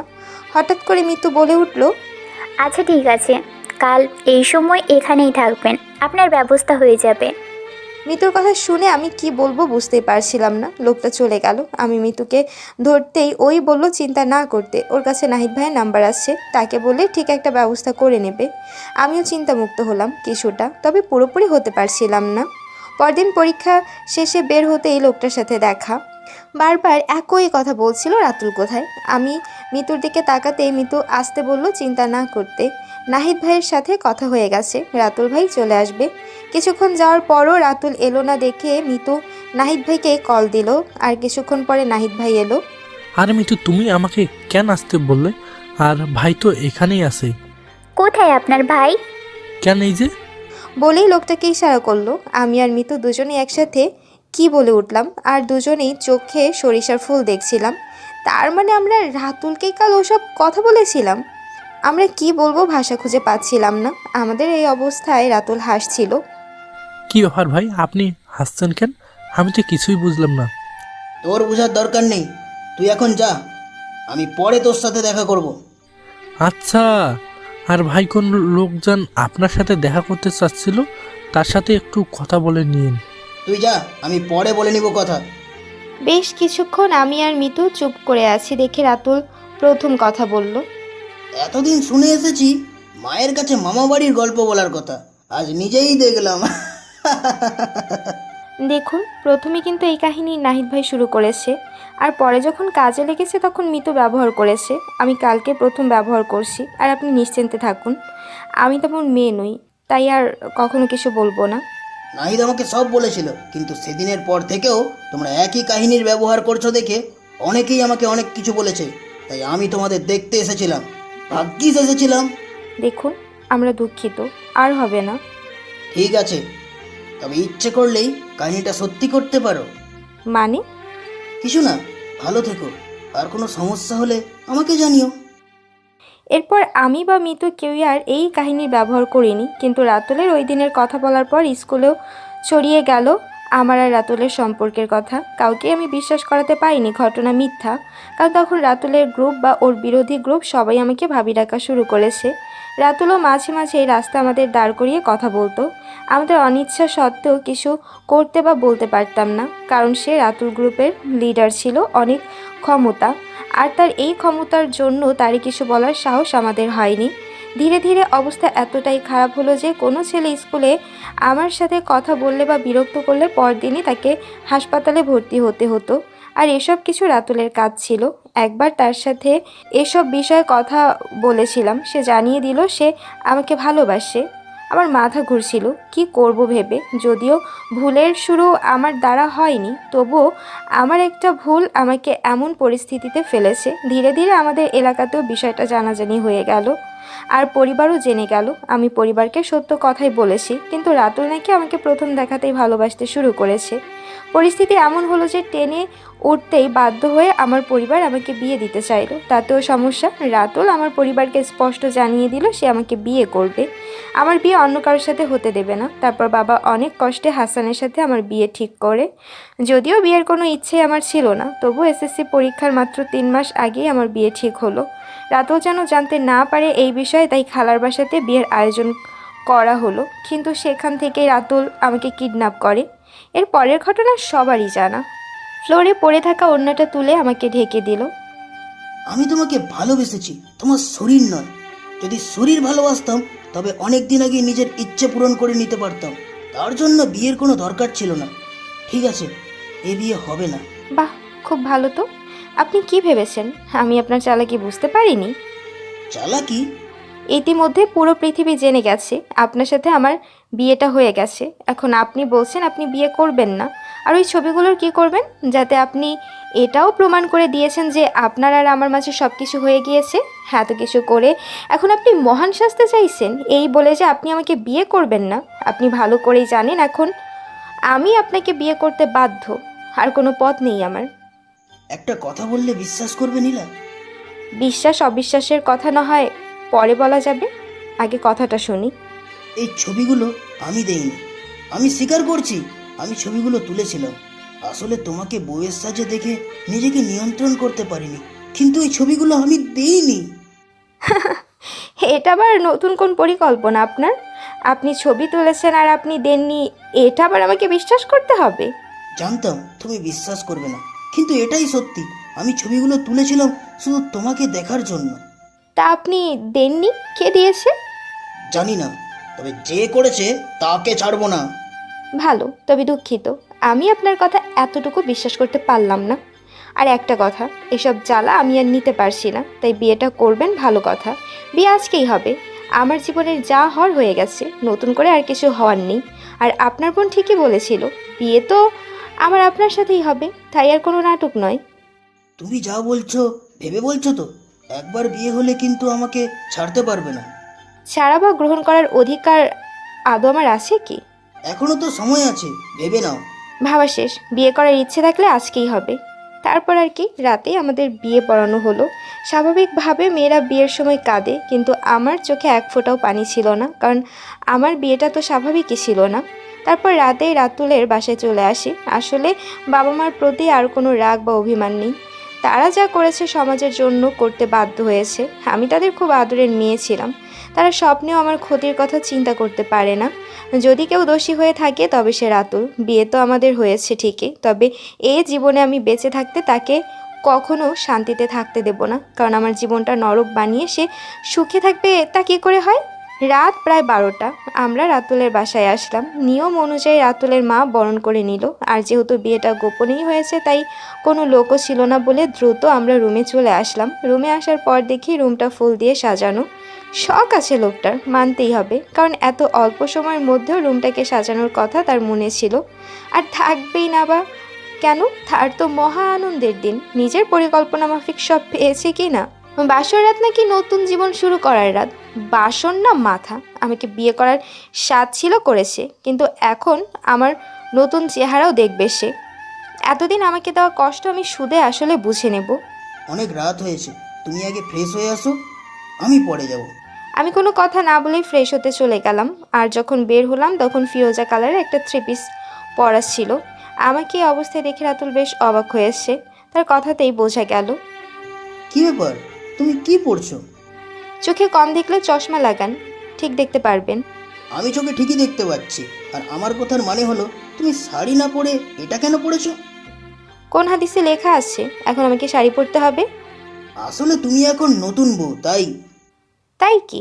একটা কথা কান পরিষ্কার করে শুনে রাখুন, বিয়ে করার স্বাদ জেগেছিল, পূরণ করেছেন। এখন আমাকে নিজের দাসী বানাবেন এমনটা ভেবে থাকলে ভুল ভাবছেন। আমি আমার ইচ্ছে মতো চলবো, আপনার কথায় না। আচ্ছা ঠিক আছে, যা ইচ্ছে করো। আমিও দেখতে চাই তুমি কি করতে পারো আর কতটুকু করতে পারো। আমার ঘুম পাচ্ছে, আমি এখন ঘুমাবো। আর একটা কথা, ভুলেও আমার কাছে আসার চেষ্টা করবেন না। বাহ, বিয়ে করেছে কি দূরে থাকার জন্য নাকি? কেন? আপনি না বলেছিলেন আপনি মহাপুরুষ, আমার শরীরের প্রতি আপনার নাকি কোনো লোভ নেই? ঠিকই তো বলেছি, আমি তোমাকে ভালোবাসি। আর এখন যেহেতু হয়ে গেছে, তখন তোমার সব কিছুর ওপরেই আমার অধিকার রয়েছে। তুমি তা অস্বীকার করতে পারো না, তাই না? এই আপনার ভালোবাসা? কেন, আমি তো আগেই বলেছি আমি খুবই স্বার্থপর প্রেমিক। নিজের প্রাপ্য আমি ঠিকই আদায় করে নিব। আগে আমার ভালোবাসাটা আদায় করুন, পরে না হয় শরীরের উপর অধিকার ফলাতে আসবেন। ঠিক আছে, শর্ত মেনে নিলাম। শরীরের ওপর অধিকার পড়ে, কিন্তু একটা কথা মনে রেখো, আমি তোমার স্বামী। স্বামী না আমার মাথা। দেখুন মহান স্বামী আমার, আপনার জীবন কিভাবে আমি নরক বানাই। এর পরের দিন সকালে ঘুম থেকে উঠে দেখি উনি বিছানায়। দেখে তো আমার চোখ ছানা বড়া, কারণ আমি বেডে আর তার সোফাতে থাকার বন্দোবস্ত হয়েছিল রাতে, কিন্তু সকালে উঠে দেখি সে বেডে। মাথা গরম হয়ে গেল, আর সোজা ওয়াশরুমে গিয়ে এক মগ পানি এনে তার উপর বর্ষণ করলাম। এমনিতেই শীতের দিন, তার উপর ঠান্ডা পানিতে গোসল করে উনি মহা আনন্দে ঘুম থেকে উঠলেন, আর শুয়ে থেকে চোখ না মেলেই বলতে শুরু করলেন, কার এত বড় সাহস আমার উপরে এত ঠান্ডা পানি ঢালে? আর কার এত সাহস হবে জনাব? আপনার তথাকথিত বউ ছাড়া। দয়া করে এবার চোখ মেলে তাকান, নাকি আরও এক মুখ হয়ে যাবে। এই না না না না না, এমন কেন করছো তুমি? জানো না আমার এত সকালে ঘুম ভাঙে না? তাই নাকি? অন্যের সুখ হারাম করে নিজের সুখে নিদ্রা শায়িত হবেন, তা আমি থাকতে যে হতে দিতে পারি না। আর আপনার সাহস হলো কেমনে সোফা থেকে বেডে আসার? নিজের বেডে আসতে আবার তোমার অনুমতি লাগবে নাকি? আর কি করব, রাতে ঠান্ডা লাগছিল তাই। তাই কি? ঠান্ডা লাগছিল তো কম্বল নিয়ে শুতে পারলেন না? এই রুমে একটাই কম্বল ছিল, তাই। একদম কাছে আসার বাহানা খুঁজবেন না। আর নিজের শর্তের কথা মনে আছে? বেশ মনে আছে। আর তোমার কাছে যাওয়ার জন্য আমার কোনো বাহানার দরকার নেই। আমি চাইলেই কি? চাইলেই তোমাকে কাছে পেতে পারি, ঠিক এইভাবে। কথাটা বলেই আমার হাত টেনে তার পাশে বসালো। দেখুন আমি কিন্তু চিৎকার দেব। দাও না, কে আটকিয়েছে? তবে কি বলে চিৎকার করবে? যা সত্য তাই বলবো। বলবো আপনি আমার সাথে অসভ্যতা করছেন। আমি কিন্তু এখনো কিছুই করিনি, বরং তুমিই আমার আরামের ঘুমটা হারাম করেছো। এখন বলেছো যেহেতু, সেহেতু কিছু অসভ্যতা তো করাই যায়। কি বলো মাই ডার্লিং? একদম কাছে আসবেন না বলে কোনো রকমে নিজেকে ছাড়িয়ে নিলাম। এরপর একটি করে দিন অতিবাহিত হচ্ছিল ঠিকই, তবে আমার জন্য তা বছরের ন্যায় ছিল। নামে মাত্র বিয়েটা আমাদের হয়েছিল, কিন্তু আমি কিছুতেই তাকে মেনে নিতে পারছিলাম না। আর আমি রাতুলকে জ্বালানোর জন্য প্রতিদিন কিছু না কিছু নতুন করে যাচ্ছিলাম, কিন্তু এই লোকের কোনো অনুভূতিই ছিল না। যেমন সে চায়ে চিনি আধা চামচ খায়, আমি 4 চামচ করে নিয়ে দিলে অনায়াসে খেয়ে নিত, কিছুই বলতো না। তার পছন্দের শোপিস ভাঙলাম, তবুও চুপ। ইচ্ছাকৃতভাবে হাতে গরম কফি ঢাললাম, তাও চুপ। এভাবে প্রতিদিন নতুন কিছু চেষ্টা করছি, কিন্তু কাজে আর লাগছে না। এমন একটা ভাব যেন কিছু বুঝতেই পারে না। কোনো ব্যক্তিকে যদি কষ্টে রাখার জন্য কষ্ট দেওয়া হয় আর সে কষ্ট না পায়, তবে কিন্তু রাগটা বেড়ে যায়। আমারও তাই হচ্ছে, কারণ আমি তার জীবনটা নরক বানাতে চেয়েছি, কিন্তু তার মাঝে কষ্ট পাওয়ার কোনো অনুভূতিই ছিল না। ভেবেছিলাম এতটাই জ্বালাবো যে শেষে নিজেই অতিষ্ঠ হয়ে যাবে, কিন্তু এদিকে আমি অতিষ্ঠ হয়ে যাচ্ছি। একদিন বলল, নীলা, তুমি না বাচ্চাই রয়ে গেলে, বড় আর হলে না, বুঝলে?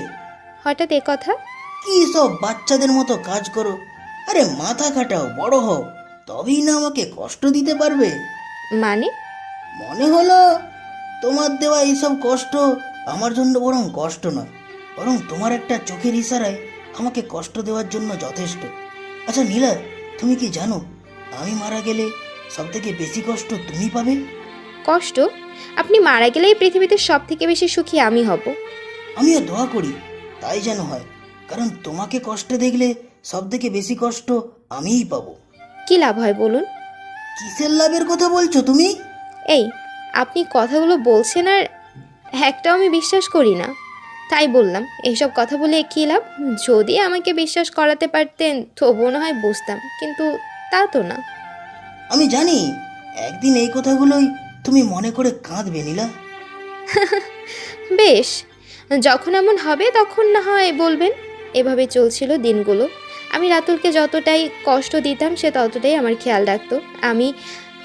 তবে আমি জানি এসব কিছু তার অভিনয়। ভেবেছে আমি তার অভিনয় ভুলে যাব সব কিছু, কিন্তু সে যতই আমার কাছে আসতো তত বেশি করে তার কৃত কাজগুলো আমার সামনে স্পষ্ট হয়ে ভাসতো। এভাবেই দেখতে দেখতে 2 মাস চলে গেল, অথচ আমি একদিনও এ বাসার বাইরে যাইনি। আসলে যাওয়ার কোনো মুখও আমার ছিল না। যদিও মা আর মিতু অনেকবার এসে দেখে গেছে, কিন্তু আমি বের হইনি। এই 1 মাসে রাতুলের মা আর বোনের প্রতি আমার ভালো লাগা কাজ করতে শুরু করেছে। আর একটা লোককে আমার খুব ভালো লাগতো, সে হলো নাহিদ ভাই। নাহিদ ভাই অনেকটা বন্ধুর মতো হয়ে গিয়েছিল, আমার সব কথা আমার সাথে শেয়ার করতো। আসলে নাহিদ ভাই রাতুলের থেকে 2 বছরের ছোট ছিল, তবে সে রাতুলের খুব ভালো বন্ধু ও ভাই বলা যায়। রাতুলের মায়ের কাছে রাতুলের মতো নাহিদ ভাইও একটা ছেলে ছিল, তাই এই বাসায় তার অবাধ চলাচল ছিল। সে সুবাদেই আমার সাথে তার বন্ধুত্বের সৃষ্টি। একদম নিজের বোনের মতো ভালোবাসতো। নিজের জন্য কোনো কিছু কিনতে গেলে আমার আর রিমার জন্য কিছু না কিছু নিয়ে আসতো। সব মিলে আমি অনেক কিছু হারালেও একটা ভাই পেয়েছিলাম বলা যায়। তবে রাতুলের সাথে আমার সম্পর্কের কোনো উন্নতি নেই। আসলে ওই লোকটাকে দেখলেই আমার শরীর জ্বলে যেত। প্রায় দিনই রাতুল বাসায় আসার সময় আমার জন্য কিছু না কিছু নিয়ে আসতো, কিন্তু এই পর্যন্ত আমি তার কোনো জিনিসে স্পর্শ করিনি। সব যেভাবে রাখতো সেভাবেই রাখা থাকতো। অবশ্যই এই কথা স্বীকার করতে হবে, রাতুল একদিনও আমার উপর কোনো অধিকার ফলাতে আসেনি। আসলেও হয়তো লাভ হতো না, কারণ আমার মনে তার প্রতি ঘৃণা ছাড়া আর কিছুই ছিল না।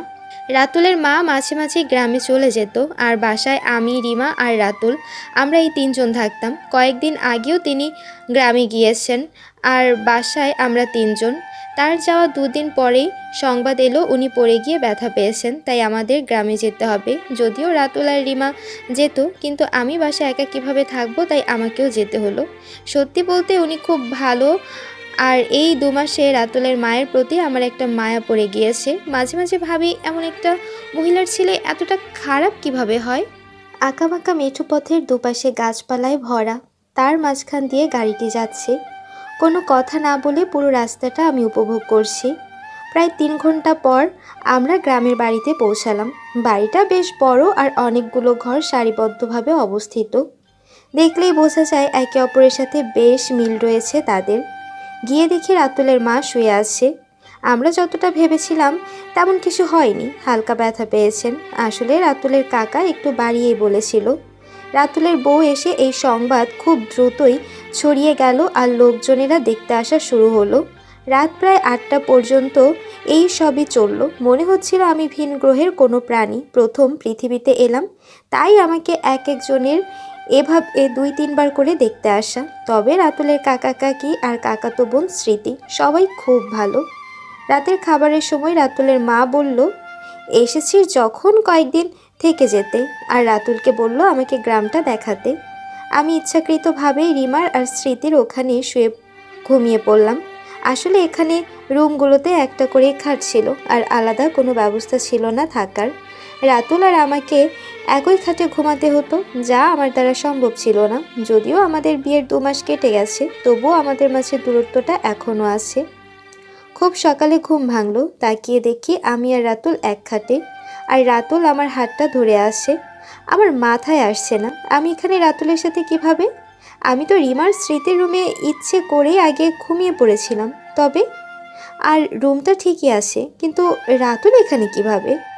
অন্য সময় হলে রাগে উল্টাপাল্টা কিছু একটা করে বসতাম রাতুলকে কষ্ট দেওয়ার জন্য, কিন্তু আজ কেন জানি তেমন কিছু করতে পারছি না। রাতুলের ঘুমন্ত চেহারা এত কাছ থেকে এভাবে আগে কখনো দেখা হয়নি। কাউকে মারতে যার এতটুকু দ্বিধা হয় না, তার চেহারা এত স্নিগ্ধ হয় কিভাবে। এই আমি এসব কি ভাবছি।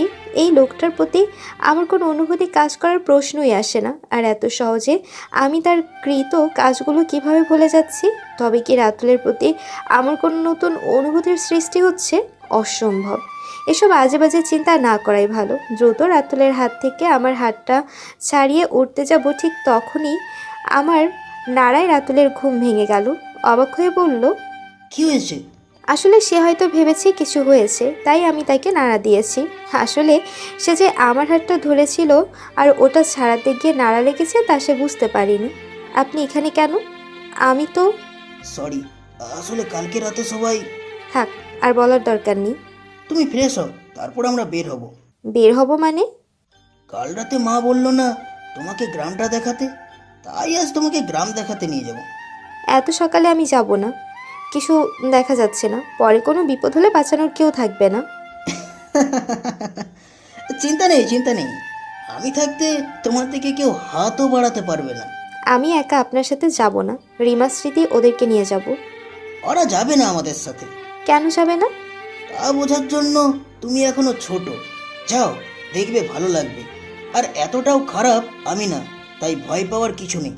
ঠিকই বলেছিল রিমার স্মৃতি, কেউ আমাদের সাথে আসেনি, তাই আমরা দুজনেই বের হই গ্রাম দেখতে। দুজন পাশাপাশি হাঁটছি, আসলে খারাপ লাগছে না। শীতের সকালে সবুজ ঘাসের উপর বিন্দু বিন্দু শিশির কণা জমা হয়ে আছে। আহা, কি ভালোই না লাগছে শিশিরে ভেজা সবুজ ঘাসের উপর দিয়ে খালি পায়ে হাঁটতে। অন্যরকম একটা অনুভূতি কাজ করছে আজ। এটা একটা আলাদা অনুভূতি, যা এর আগে কখনো হয়নি। চারিদিকে সবুজ ঘাসগুলোর উপর শিশিরের হালকা পানি ঘাসগুলোকে আরও বেশি সতেজ করে তুলেছে। খালি পায়ে ঘাসের উপর হাঁটার সময় শিশিরের এই বিন্দু বিন্দু পানিতে পা ধুয়ে যাচ্ছে। চারপাশের হালকা কুয়াশায় সব সাদা দেখা যাচ্ছে। আজ তার দৃষ্টিতে অন্য এক আমাকে আবিষ্কার করছি। কি দেখছে ওই এমন করে আমার দিকে জানি না, তবে সে এক অদ্ভুত চাহনি। সে চাহনিতে কেমন যেন নেশা লেগে যায়। না, আর এভাবে তাকিয়ে থাকা সম্ভব না। বেশিক্ষণ তাকিয়ে থাকলে হয়তো আমি সেই নেশায় মগ্ন হয়ে কোনো এক অতলে হারিয়ে যাব, আর যেখান থেকে নিজেকে খুঁজে পাওয়ার কোনো কিনারাও হয়তো খুঁজে পাবো না। তার চোখ দেখে মনে হচ্ছে সে আমাকে অনেক কিছু বলতে চাচ্ছে। আসলে কি সে কিছু বলতে চায় আমাকে, যা আমি হয়তো বুঝতে পারছি না, জানি না, আর আমি জানতেও চাই না, কারণ জানতে গেলেই সমস্যা। আমি আর কোনো সমস্যায় জড়াতে চাই না। তার থেকে ভালো আমি যেমন আছি তেমনই থাকি। হঠাৎ একটা কল এলো, তাকিয়ে দেখি নাহিদ ভাই। কেমন আছো নীলা?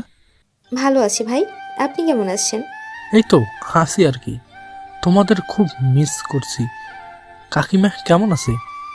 মা মোটামুটি ভালোই আছে, ভয়ের কিছু নেই। আপনি চলে আসেন না, তারপর একসাথে চলে যাব। না নীলা, তোমরা কবে আসবে? কাল তো এলাম, আর মা বলছিল কয়েকদিন থাকতে। আরে ভাই, আপনি চলে আসেন না। এতদিন থাকতে হবে না, চলে আস। কি করছো এখন? গ্রাম দেখতে বের হইছি। রাতুল ভাই কই? আমার সাথেই। সাথে আর কি? তুমি কি রাতুল ভাইয়ের সাথে একা বের হচ্ছ? জি। তবে তো ডিস্টার্ব করলাম, আসলে খুব মিস করছিলাম, তাই ফোন দিয়েছিলাম। রাখি। ভাই, আপনি চলে আসেন না, সত্যি খুব ভালো লাগবে। ভালো লাগবে তা আমিও জানি, কিন্তু আমার যাওয়াটা ভালো দেখায় না। তাছাড়া রাতুল ভাই যদি বলতো তবে অন্য কথা ছিল। নিলে তুমি কিন্তু আবার ভাইকে এসব বলতে যেও না। আচ্ছা, আপনি আমার ভাই, তাই আমি যখন বলেছি তখন আপনি আসবেন। আচ্ছা দাঁড়ান, রাতুল, আপনি একটু নাহিদ ভাইকে বলুন না যেন এখানে চলে আসে। আমি কি বলবো, তুমিই বলো। না মানে আপনি বললে নাহিদ ভাই আসবে, আমার বলাতে তো আসছে না। ওই কি তেমন কিছু বলেছে? আর তোমার বলাতে না আসলে আমিও বলাতে আসবো কেন? এত কথা না বলে এই নিন, কথা বলুন আর আসতে বলুন। তারপর রাতুল বেশ বিরক্ত হয়ে নাহিদ ভাইয়ের সাথে কথা বলল, বুঝতে পারলাম। কিন্তু নাহিদ ভাইয়ের প্রতি রাতুলের এই বিরক্তির মানে বুঝতে পারলাম না, কারণ নাহিদ ভাই তার ছোট ভাইয়ের মতো, আর আমার কাছেও সে বড় ভাই ব্যতীত আর কিছুই নয়। নাহিদ ভাই এই যে দিনের পর দিন আমাদের বাসায় এসে গল্প করেছে, কোনো দিন তো রাতুলকে বিরক্ত হতে দেখিনি, তবে আজ কেন? তারপর আর আমাদের বাড়ানো হয়নি, আমরা বাড়িতে চলে আসছি, আর ঘন্টা 4 পরে নাহিদ ভাইও চলে আসে। তারপর সবাই মিলে গল্প করছি, কিন্তু রাতুল একটু দূরে বসে আছে। সবাই গল্প করছে, এমন সময় রাতুলের ফুপু আর ফুপাতো বোন দিয়া এলো। দুজনেই খুব অদ্ভুত, কারণ দুজনের কেউই আমার সাথে ভালোভাবে কথা বলেনি। বিকেলে আমি আর নাহিদ ভাই বারান্দায় বসে গল্প করছিলাম, হঠাৎ দেখি দিয়া রাতুলের হাত ধরে পুকুর পাড়ে নিয়ে যাচ্ছে। বিষয়টা বেশ অদ্ভুত ছিল, কারণ আমি রিমাকেও কখনো রাতুলের হাত ধরে কথা বলতে দেখিনি, আর দিয়া অনায়াসে রাতুলের হাত ধরে নিয়ে যাচ্ছিল, আর রাতুলের কোনো বাধা ছিল না। আমি দেখছিলাম তা কি হচ্ছে সেটা বোঝার জন্য। একটু পর দেখলাম রাতুল দিয়ার 2 গালে হাত দিয়ে ওর চোখের পানি মুছিয়ে দিচ্ছে। হারে নীলা, আমি গল্প করেই যাচ্ছি, তুমি সেই কখন থেকে ওইদিকে তাকিয়েছো, কি দেখছো? আরে রাতুল আর দিয়ে না, কিন্তু ওখানে কি করছে? ভাইকে চোখে কম দেখেন? দেখতেই তো পাচ্ছেন কি সুন্দর রোমাঞ্চ চলছে। আরে তুমি যা ভাবছো ওসব কিছু না, দিয়ে কাছে মনে হয়, তাই ভাই। আমি ছোট, তাই বলে এতটাও ছোট না যে কি চলছে তা দেখে বুঝতে পারবো না, আর তাদের মাঝে কোনো ভাই বোনের সম্পর্ক চলছে না, কারণ রিমাকে কখনো আমি রাতুলের হাত ধরে টানতে দেখিনি। তার যদি দিয়াকে এত ভালো লাগে, তবে ওরে বিয়ে না করে আমার সাথে তো নাটক কেন করলো?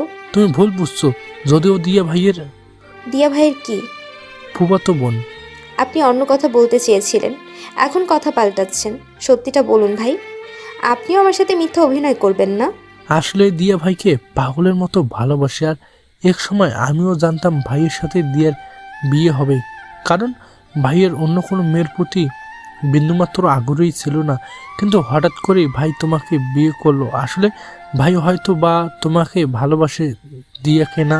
চোখের সামনে সব দেখার পরও আপনি আমাকে মিথ্যা কথা বলে যাচ্ছেন যে সে আমাকে ভালোবাসে। আপনাকে না আমি ভাই বলে মানি। আচ্ছা ভাই, সত্যি করে একটা কথা বলবেন, সে যদি দিয়াকে ভালোবাসে তবে আমার জীবনটা নষ্ট কেন করলো? আমি তার কি ক্ষতি করেছিলাম? তোমার প্রশ্নের উত্তর আমার জানা নেই, কিন্তু আমি সব বুঝে গেছি। এর জন্যই ফুপু আর দিয়া আমার সাথে ঠিকভাবে কথা বলেনি। রাতে না খেয়ে শুয়ে পড়লাম। আসলে আমি রাতুলের সাথে আমার বিয়েটা মানি না, ঠিক আছে, তবু আজ কেন জানি দিয়ার সাথে রাতুলকে দেখে আমার খুব রাগ হয়েছে। কেন জানি আমি সহ্য করতে পারছি না। শুয়ে ভাবছিলাম কেন আমার জীবনটা এমন হলো, আর কেন রাতুল আমার সাথে এমন করলো। যদি তার দিকেই ভালো লাগতো তবে আমার জীবন নিয়ে কেনই খেলা খেললো? কি দোষ ছিল আমার? হঠাৎ রুমে কেউ ঢোকার শব্দ, তার মানে রাতুল রুমে এলো। নীলা, এই নীলা, শুনছো? আমি জানি তুমি ঘুমাওনি, এইদিকে তাকাও, নয়তো আমি কিন্তু জোর করে এইদিকে ঘোরাবো তোমায়। আমার গায়ে হাত দেওয়ার কথা চিন্তাও করবেন না, খুব খারাপ হয়ে যাবে বলে দিচ্ছি। কি ব্যাপার, এভাবে রেগে কথা বলছো কেন? আর তুমি না খেয়ে শুয়ে পড়েছো যে, শরীর ঠিক আছে তো তোমার? আমার চিন্তা আমি করতে পারবো, আপনাকে করতে হবে না। আর আমি না খেলে আপনার কি? আপনি আপনারটা খেয়ে নিন। তুমি না খেলে আমি কিভাবে খাবো বলো? ওঠো, খাবার নিয়ে এসেছি, দুজন মিলে খেয়ে নিই। আমার সাথে একদম ন্যাকামি করতে আসবেন না। খেতে ইচ্ছে হলে খেয়ে নিন, আমি খাবো না। হেই, কি হয়েছে তোমার? জ্বরটর এবার আসেনি তো দেখি? দেখি বলে যেই আমার কপালে হাতটা রাখলো, আমি এক ঝটকা একটা সরিয়ে উঠে বসলাম। আপনার সাহস হয় কীভাবে আমাকে স্পর্শ করার? বলেছি না আমাকে স্পর্শ করবেন না। কি ভেবেছেন আমাকে? আসতে বলো নীলা, সবাই শুনতে পাবে। সবাই শুনতে পাবে নাকি আপনার প্রেমিকা শুনতে পাবে?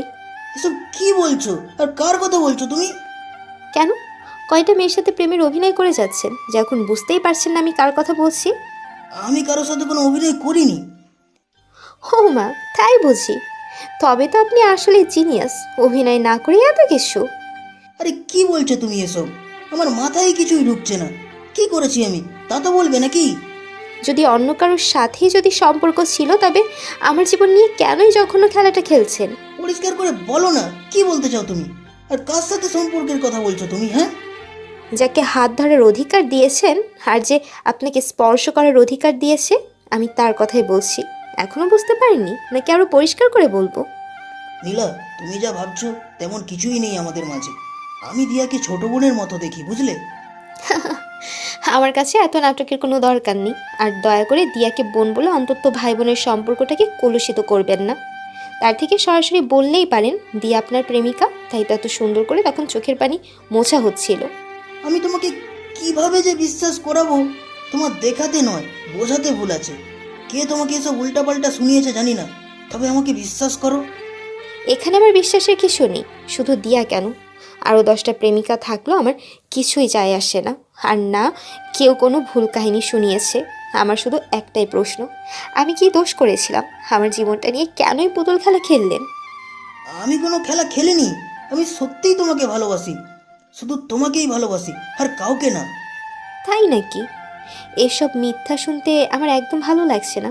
আমি ক্লান্ত হয়ে গেছি আপনার মিথ্যা কথা শুনতে শুনতে। দয়া করে একটু শান্তিতে থাকতে দিন আমায়। এখানে আর নাই, কাল আমি বাসায় যাব। মানে মা বললো না আমরা কয়েকদিন এখানে থাকবো? ভালো তো আপনার যতদিন ইচ্ছা থাকেন না দিয়ার সাথে, তবে আমি কাল যাচ্ছি। নীলা, আমি তোমাকে কিছুই বলি না তার মানে এই না যে তোমার যা ইচ্ছে তাই করবে। দয়া করে এসব কথা বলা বন্ধ করো। আমি আমাকে নিয়ন্ত্রণ করতে পারছি না, পরে রাগের বশে কিছু একটা করে ফেলবো। আর ভুলে যেও না আমি চাইলে অনেক কিছুই করতে পারি। এখন চুপ আছি শুধু তোমাকে ভালোবাসি বলে। দয়া করে ধৈর্যের পরীক্ষা নিও না নীলা। চুপ করে থাকতে বলেছে কে? আর আমি বলেছি যখন কাল যাব তখন যাবই। আপনার এখানে থাকতে মন চাইলে দিয়ার সাথে যতদিন ইচ্ছা থাকুন, আমার কোনো সমস্যা নেই। আমাকে ছেড়ে দিতে চাইলেও বলবেন। শুধু যে কোনো সময় আমি তালাকনামায় স্বাক্ষর করতে তৈরি। শুধু দয়া করে এসব ন্যাকামি করবেন না, আর ভুলেও আমার উপর অধিকার ফলাতে আসবেন না। আমি কিন্তু ছেড়ে কথা বলবো না। আমাকে ছেড়ে যাবে তাই না? যাও, আমিও দেখবো কিভাবে তুমি আমাকে ছেড়ে যাও। একটা কথা ভালোভাবে বুঝে নাও, যতদিন আমি বেঁচে আছি ততদিন তোমার নিস্তার নেই, মনে রেখো। তারপর রাতুল আমার কাছে এসে আমার দু গালে হাত দিয়ে ধরে আমার মুখটা তুলে ধরলো। নীলা, এই নীলা, দেখো সত্যিই বলছি, আমি শুধু তোমাকেই ভালোবাসি, অন্য কাউকে না। তোমার মতে আমি তো গুন্ডা, কিন্তু দেখো আমি কোনোদিন তোমার সাথে একটুও জোরে কথা বলিনি। তুমি যতই আমাকে ঘৃণা করে কষ্ট দিতে চেয়েছো, ততই আমি তোমাকে আরো বেশি করে ভালোবেসেছি। তুমি তো জানো আমি সহজেই রেগে যাই না, আর একবার রেগে গেলে আমার মাথা ঠিক থাকে না। দেখো এখনো আমার খুব রাগ হচ্ছে, কিন্তু আমি নিজেকে নিয়ন্ত্রণ করছি। দয়া করে আর এসব আবোল তাবোল কথা বলো না, আর ভুলেও আমাকে ছেড়ে যাওয়ার কথা বলো না। আমি তা মেনে নিতে পারবো না নীলা। এখন খেয়ে শুয়ে পড়ো, রাতটা গেলে মাথাটাও ঠান্ডা হবে, তখন নিজেই সব বুঝতে পারবে, বুঝলে? আমি এক ঝটকায় হাত সরিয়ে দিলাম। অনেক হয়েছে, আর না, আমার বোঝার কিছুই বাকি নেই। কতবার বলেছি আমাকে স্পর্শ করবেন না আপনি? বুঝতে পারেন না? আপনার স্পর্শে আমার ঘৃণা হয়। যেখানে স্পর্শ করেন মনে হয় স্থানটুকু কেটে বাদ দিয়ে দিই। আর 2 দিন আগে না হয় পরে আমিও আপনাকে ছেড়ে যাবই। আপনার মতো লোকের সাথে আমার পক্ষে থাকা অসম্ভব। আর জান, দিয়ার কাছে বিকেলে যেভাবে মিষ্টি করে চোখের পানি মুছিয়ে দিচ্ছিলেন, ঠিক তেমনি মিষ্টি করে করবেন। আপনার স্পর্শে আমার ঘৃণা হলেও সে তো খুব খুশি হবে। একদম আমার কাছে আসার চেষ্টা করবেন না। আমার স্পর্শে ঘৃণা হয় তাই না? কেটে ফেলতে ইচ্ছে হয় তাই না? 2 দিন আগে না হয় ছেড়ে যাবে, 2 দিন আগে না হয় পরে ছেড়ে যাবে আমায়, তাই না? আজ আমি তাই করব যা এতদিন করিনি। আজ আমি তাই করব যার পরে আমি ছাড়া তোমার দ্বিতীয় কোনো অপশান থাকবে না। সবার কাছে আমি গুন্ডা হলেও তোমার কাছে আমি সবসময় ভালো থাকতে চেয়েছি, একজন আদর্শ বর হতে চেয়েছি। তোমার দেওয়া সব কষ্ট আমি তোমার ছেলে মানুষই বলে ভুলে গেছি। আজকেও বারবার বলেছি আমি কোনো ভুল করিনি, আর না কোনো মিথ্যা তোমায় বলেছি। দয়া করে আমাকে রাগিও না। কিন্তু না, আজ আমি তোমার শরীরে প্রতিটি অংশ স্পর্শ করব। দেখব তুমি কিভাবে আমায় ঘৃণা করো। তোমার শর্ত মতোই ভেবেছিলাম, তোমার ভালোবাসা পেয়ে, তোমার ইচ্ছাতেই আমি তোমাকে আপন করে নিব। কিন্তু তুমি বললে তুমি আমাকে ছেড়ে যাবে। আজকের পর দেখব কিভাবে আমায় ছেড়ে যাও তুমি। এখন তাই হবে যা হয়তো হওয়া উচিত ছিল না, কিন্তু তুমি আমাকে তা করতে বাধ্য করলে। রাতুল এক পা করে আমার কাছে আসছিল আর আমি পেছনে যাচ্ছিলাম। এক সময় আমি বিছানায় পড়ে গেলাম আর রাতুল ঠিক আমার পাশে এসে শুয়ে পড়ল। আমি কখনো ভাবিনি রাতুল এমন করতে পারে। আসলে রাতুল গুন্ডা হলেও এই 2 মাসে তার প্রতি আমার কিছুটা হলেও ভরসা জন্মেছিল। কিন্তু এখন আমার কাছে আসবেন না রাতুল, এটা ঠিক না। আজ কোনো ঠিক ভুলের বিচার হবে না। আজ শুধু রাতুল কোনো কথা না বলে আমার দুহাত তার দুহাত দিয়ে ধরে আমার ঠোঁটে তার ঠোঁট মিলালো। রাতুল যখন ক্ষুধার্ত বাঘের ন্যায় আমার ঠোঁটের মধুর সন্ধানে ব্যস্ত, আমি তখন থেকে আমার থেকে দূরে সরানোর চেষ্টায় ব্যস্ত। কিন্তু রাতুলের পুরুষালী শক্তির কাছে আমি পরাজিত হলাম। অনেকটা সময় পর রাতুল আমার ঠোঁট হতে তার ঠোঁট আলাদা করলো। এতটা গভীরভাবে রাতুল আমার ঠোঁট যে আমার তো বন্ধ হওয়ার উপক্রম হয়েছিল। ছাড়া পেয়ে আমি হাঁপাতে হাঁপাতে বললাম, রাতুল এখনো সময় আছে, দয়া করে আর আগাবেন না। আমার জীবনটা এভাবে শেষ করবেন না। আপনি যা করছেন তা ঠিক নয়। আপনার একটা ভুল আমার জীবনটা ধ্বংস করে দেবে। দয়া করে আমায় ছেড়ে দিন, এই ভুলকে আর বাড়াবেন না। ঠিক ভুলের হিসাব করার অবস্থা এখন নেই। আর আজকে বাধা দিও না নীলা। আজ আমি শুধু তোমাকেই ভালোবাসতে চাই, আপন করে পেতে চাই, আর কিচ্ছু না। আমাদের মাঝে আর কোনো দূরত্ব নয়। এই দূরত্ব আমাকে তিলে তিলে শেষ করে দিচ্ছে নীলা, শেষ করে দিচ্ছে। তারপর রাতুল আবার আমার দেহ স্পর্শ করতে শুরু করলো। আমি বাধা দিয়েও তাকে দূরে সরাতে পারলাম না। যতই তাকে দূরে সরানোর চেষ্টা করছিলাম ততই আরও বেশি করে সে আমার কাছে আসছিল। আমি যে চিৎকার করব তারও কোনো উপায় ছিল না। জীবনে কখনো এতটা অসহায় আমার লাগেনি, এখন যতটা লাগছে। এভাবে ধীরে ধীরে আমি বাধা দেওয়া ক্ষমতা হারাতে শুরু করলাম।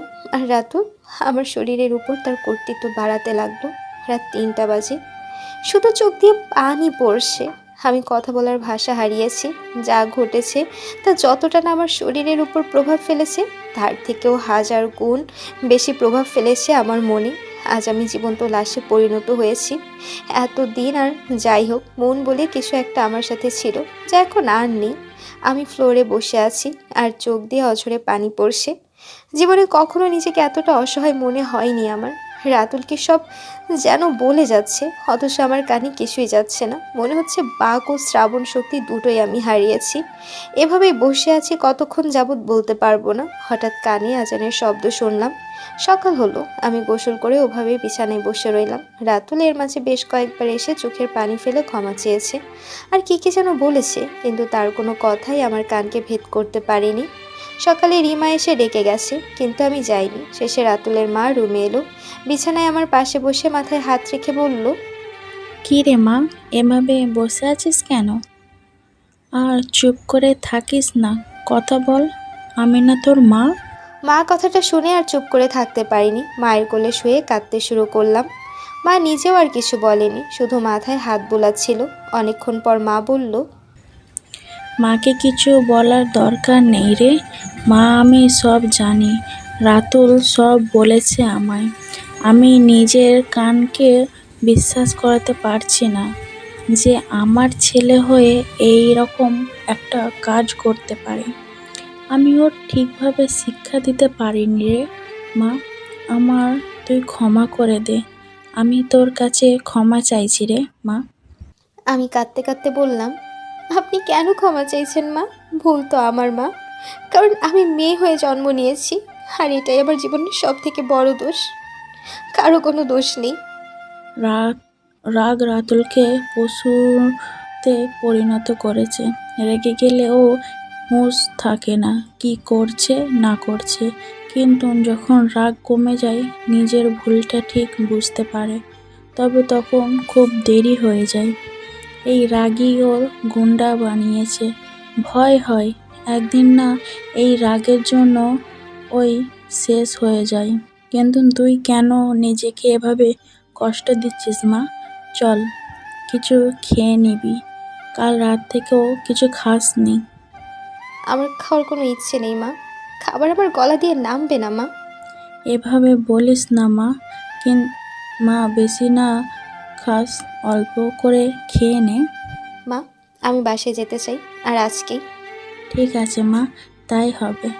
আজকেই আমরা চলে যাব এখানে, চল মা, কিছু খেয়ে নিবি। তারপর সেই দিনই আমরা বাসায় চলে আসি। সেদিনের পর থেকে রাতুল খুব একটা আমার সামনে আসে না, আর আসলেও আমাদের মাঝে কথা হয় না। এভাবেই দিনগুলো যাচ্ছিল। দেখতে দেখতে এসএসসি পরীক্ষা চলে এলো। কাল বাদে পরশু পরীক্ষা। ছাত্রী খুব একটা খারাপ ছিলাম না, তবে এতগুলো ঘটনার পর পড়া হয়নি খুব একটা, তাই প্রস্তুতি বেশি ভালো না। যদিও নাহিদ ভাই আমাকে খুব ভালো করে পড়িয়েছে এই 1 মাসে। লোকটা আসলেই খুব ভালো, আর আমাকে বোনের থেকে অনেক বেশি ভালোবাসে। রাতুলের কৃত কাজের পর পুরুষের উপর যেমন বিশ্বাস হারিয়েছিলাম, ঠিক তেমনি নাহিদ ভাইয়ের কারণে আবার কিছুটা ভরসা জীবনে পুরুষের প্রতি ছিল। এই 1 মাসে আমি শুয়ে পড়ার পর প্রতিদিন রাতুল আমার রুমে আসতো, অনেক কথা বলতো, কাঁদতো, ভাবতো আমি ঘুমিয়ে পড়েছি, কিন্তু আমি জেগে থাকতাম তা সে বুঝতে পারিনি। এই 1 মাসে এটা বোঝা হয়ে গিয়েছিলাম। এই 1 মাসে এটা বুঝে গিয়েছিলাম যে সে আমাকে ভালোবাসে, দিয়াকে না। বুঝতে পারতাম লোকটা খুব খারাপ না, তবে কেন জানি কোনো মতেই আমি তার শেষের কাজটা ভুলতে পারতাম না। পরীক্ষা দেওয়ার জন্য নাহিদ ভাই আমাকে পরীক্ষার কেন্দ্রে নিয়ে গেল, কিন্তু যখন পরীক্ষার কেন্দ্রে ঢুকতে যাব তখন দূরে রাতুলকে দাঁড়িয়ে থাকতে দেখলাম।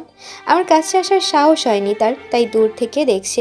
কেন জানি আজ তার চোখের দিকে তাকিয়ে আজ আমার খারাপ লাগছে, তাই আমি ওদিকে না তাকিয়ে পরীক্ষা দিতে চলে গেলাম। পরীক্ষা শেষে যখন বের হলাম তখন নাহিদ ভাইকে দেখতে পেলাম দাঁড়িয়ে আছে, কিন্তু তাকে দেখতে পেলাম না। যখন আমি নাহিদ ভাইয়ের সাথে চলে আসছিলাম তখন তাকে দূরে দেখতে পেলাম, খুব খারাপ লাগলো। আজ যখন আমি শুয়ে পড়লাম সে আবার আমার রুমে এলো, বলতে লাগলো, জানো নীলা, আমার খুব ইচ্ছে ছিল তুমি যখন পরীক্ষা দিতে যাবে আমি তোমায় নিয়ে যাব, কিন্তু দেখো কি ভাগ্য আমার, তোমাকে নিয়ে যাওয়া তো দূরের কথা, তোমার মুখোমুখি দাঁড়ানোর সাহসটুকুও আমার নেই। ভেবেছিলাম আমার ভালোবাসা দিয়ে একসময় তোমায় জয় করে নিব, কিন্তু আমার একটা ভুল তোমাকে আমার থেকে অনেক দূরে সরিয়ে নিয়ে গেছে। সেদিন রাগের বশে করা একটা কাজের জন্য আজ 1 মাস ধরে আমি তিলে তিলে নিঃশেষ হয়ে যাচ্ছে নীলা।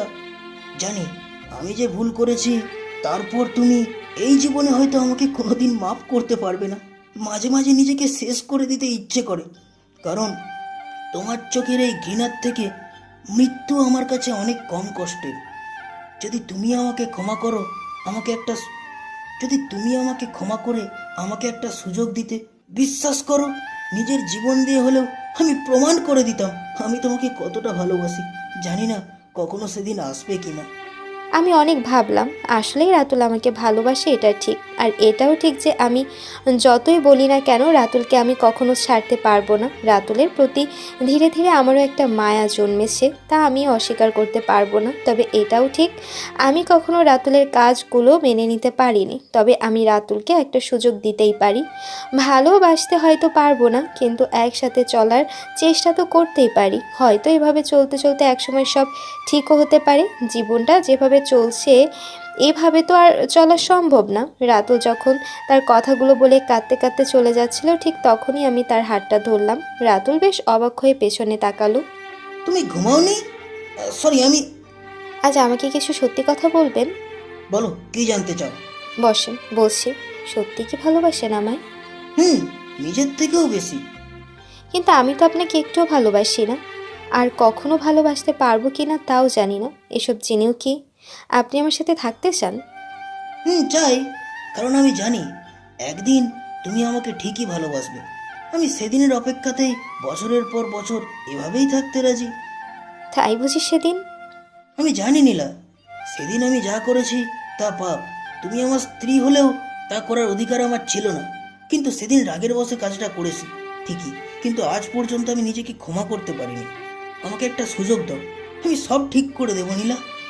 তারপর যদিও আমি রাতুলকে ভালোবাসতে পারিনি, তবে তার সাথে স্বাভাবিক জীবনযাপনের চেষ্টা করছিলাম। পরের পরীক্ষাগুলোতে রাতুল আমাকে নিয়ে যেত ও নিয়ে আসতো। ধীরে ধীরে রাতুলের সাথে সময় কাটাতে শুরু করি। এখন আর রাতুলকে দেখলে আমার শরীরের আগে জ্বলে যায় না। আসলে ধীরে ধীরে রাতুলের জন্য আমার মনে হয়তো জায়গা তৈরি হচ্ছে। আমি সব ভুলে নতুনভাবে শুরু করতে চাই সব কিছু, তবে নাহিদ ভাই কেমন যেন হয়ে যাচ্ছে। আগের মতো আর বাসায় আসে না, আর আসলেও বেশ চুপচাপ। দেখতে দেখতে পরীক্ষা শেষ হয়ে গেল। বেশ কিছুদিন ধরে শরীরটা ভালো লাগছে না, কিছুই খেতে ইচ্ছে হচ্ছে না, আর খেলেও বমি হয়ে যাচ্ছে।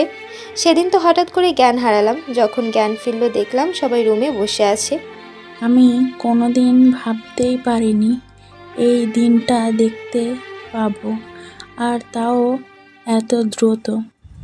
আজ সত্যি আমি বহুদিন পর এত খুশি হলাম। আর এই সব কিছু হয়েছে শুধুই তোর জন্য মা। দোয়া করি আল্লাহ তোকে অনেক সুখী করুক।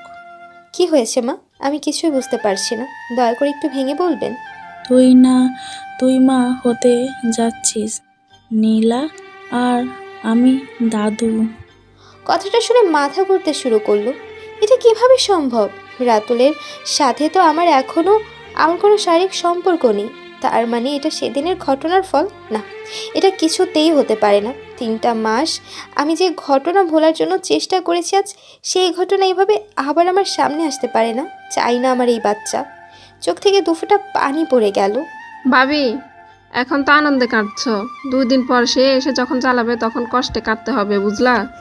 রিমা, নাহিদ, চল আমরা এখন যাই। বাচ্চার বাবা মাকে একটু একা থাকতে দে। সবাই চলে গেলে রাতুল আমার পাশে বসে আমার হাত নিজের হাতে নিয়ে বলল, আজ আমি এতটাই খুশি যে ভাষায় প্রকাশ করতে পারছি না নীলা। এতদিন আমি অনেক অন্যায় করেছি, কিন্তু এখন থেকে তুমি আর আমাদের বাবুকে নিয়ে আমি সব নতুনভাবে শুরু করব নীলা। তোমরাই হলে আমার পৃথিবী, আর কিছুই চাই না আমার।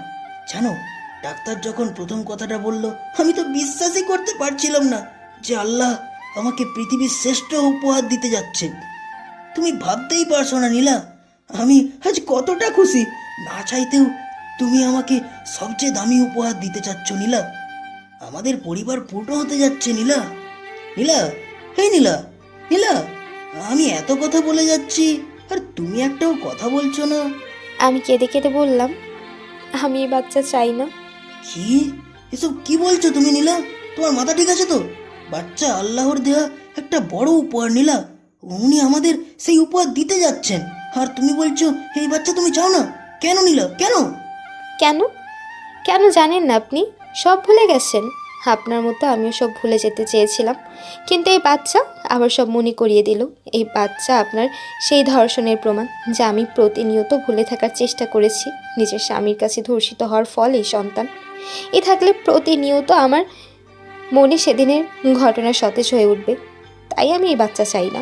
এসব তুমি কি বলছো নীলা? আমি স্বীকার করি তোমার অমতে আমার সেদিন আগানো ঠিক হয়নি, কিন্তু তাতে এই বাচ্চার কি দোষ বলো?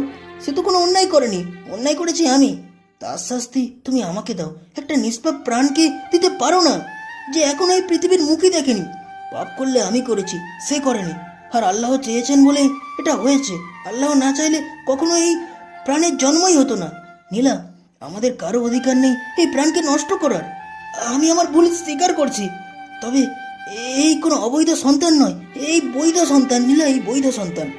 যখনই আমি একে দেখব আমার সেদিনের কথা মনে পড়বে। যখনই তোমার সেদিনের কথা মনে পড়বে তুমি আমাকে শাস্তি দিও নীলা। আমি তোমার সব শাস্তি মাথা পেতে নিব, কিন্তু ভুলেও একে হত্যা করার কথা ভেবো না নীলা। এর পরের দিনগুলো অতিবাহিত হচ্ছিল ঠিকই, কিন্তু আমার কাছে তো অনাকাঙ্ক্ষিত। যখনই আমি নিজেকে আয়নায় দেখতাম আমার সেদিনের কথা মনে হতো, তবে ধীরে ধীরে আমার মাঝে মাতৃত্ব জেগে উঠল। ভাবতাম আসলেই তো এই বাচ্চার কোনো দোষ নেই, আমার কোনো অধিকার নেই একে হত্যা করার, কারণ স্বয়ং আল্লাহর ইচ্ছাতে এসব হয়েছে। পরিবারের সবাই মিলে আমার অনেক খেয়াল রাখতো। রাতুল যতক্ষণ বাসায় থাকতো ততক্ষণ পানিটা পর্যন্ত ভরে খেতে দিত না। বলতো যা লাগবে শুধু আমায় বলবে। যাওয়ার আগে সব হাতের কাছে পেয়ে যেতাম। রাতুল ওইসব মারামারি ছেড়ে নিজের ব্যবসা আর পরিবারের প্রতি মনোনিবেশ করলো। তবে নাহিদ ভাই খুব একটা আসতো না। বলতে গেলে আমার মা হওয়ার সংবাদটা শোনার পর মাত্র 2 দিন এসেছিল, তবুও অনেক দরকারে পড়ে। দেখতে দেখতে আমার 7 মাস চলছে। আজকাল কোনো কাজই আমি করতে পারি না, তবে আমাকে করতেও হয় না। পরীক্ষা করে যেদিন জানতে পারলাম আমার পেটে একটা নয় 2টো বাচ্চা, সেদিন তো রাতুল পুরো হাসপাতালে মিষ্টি খাওয়ালো। বিদ্রোহ, রাতুল তো গ্যাংস্টার, এই ভয়ে মানুষ আর মিষ্টি খায়নি বলে পুরো হাসপাতালকে খাইয়েছে। রাতুলের আনন্দ সেদিন দেখে কে? ওর আনন্দ দেখে মনে হচ্ছিল বাচ্চা আমার না ওর হচ্ছে। বাচ্চা নিয়ে ওর পাগলামো দেখে আমার খুব হাসি পেত। আমাকে এভাবে উপদেশ দিত যে মনে হতো পৃথিবীতে আমিই প্রথম মা হতে যাচ্ছি। আমার যাতে খারাপ না লাগে তাই আমার মাকে এনে বাসায় রাখা হলো। মা বলেছিল আমাকে ওই বাসায় নিয়ে যাবে।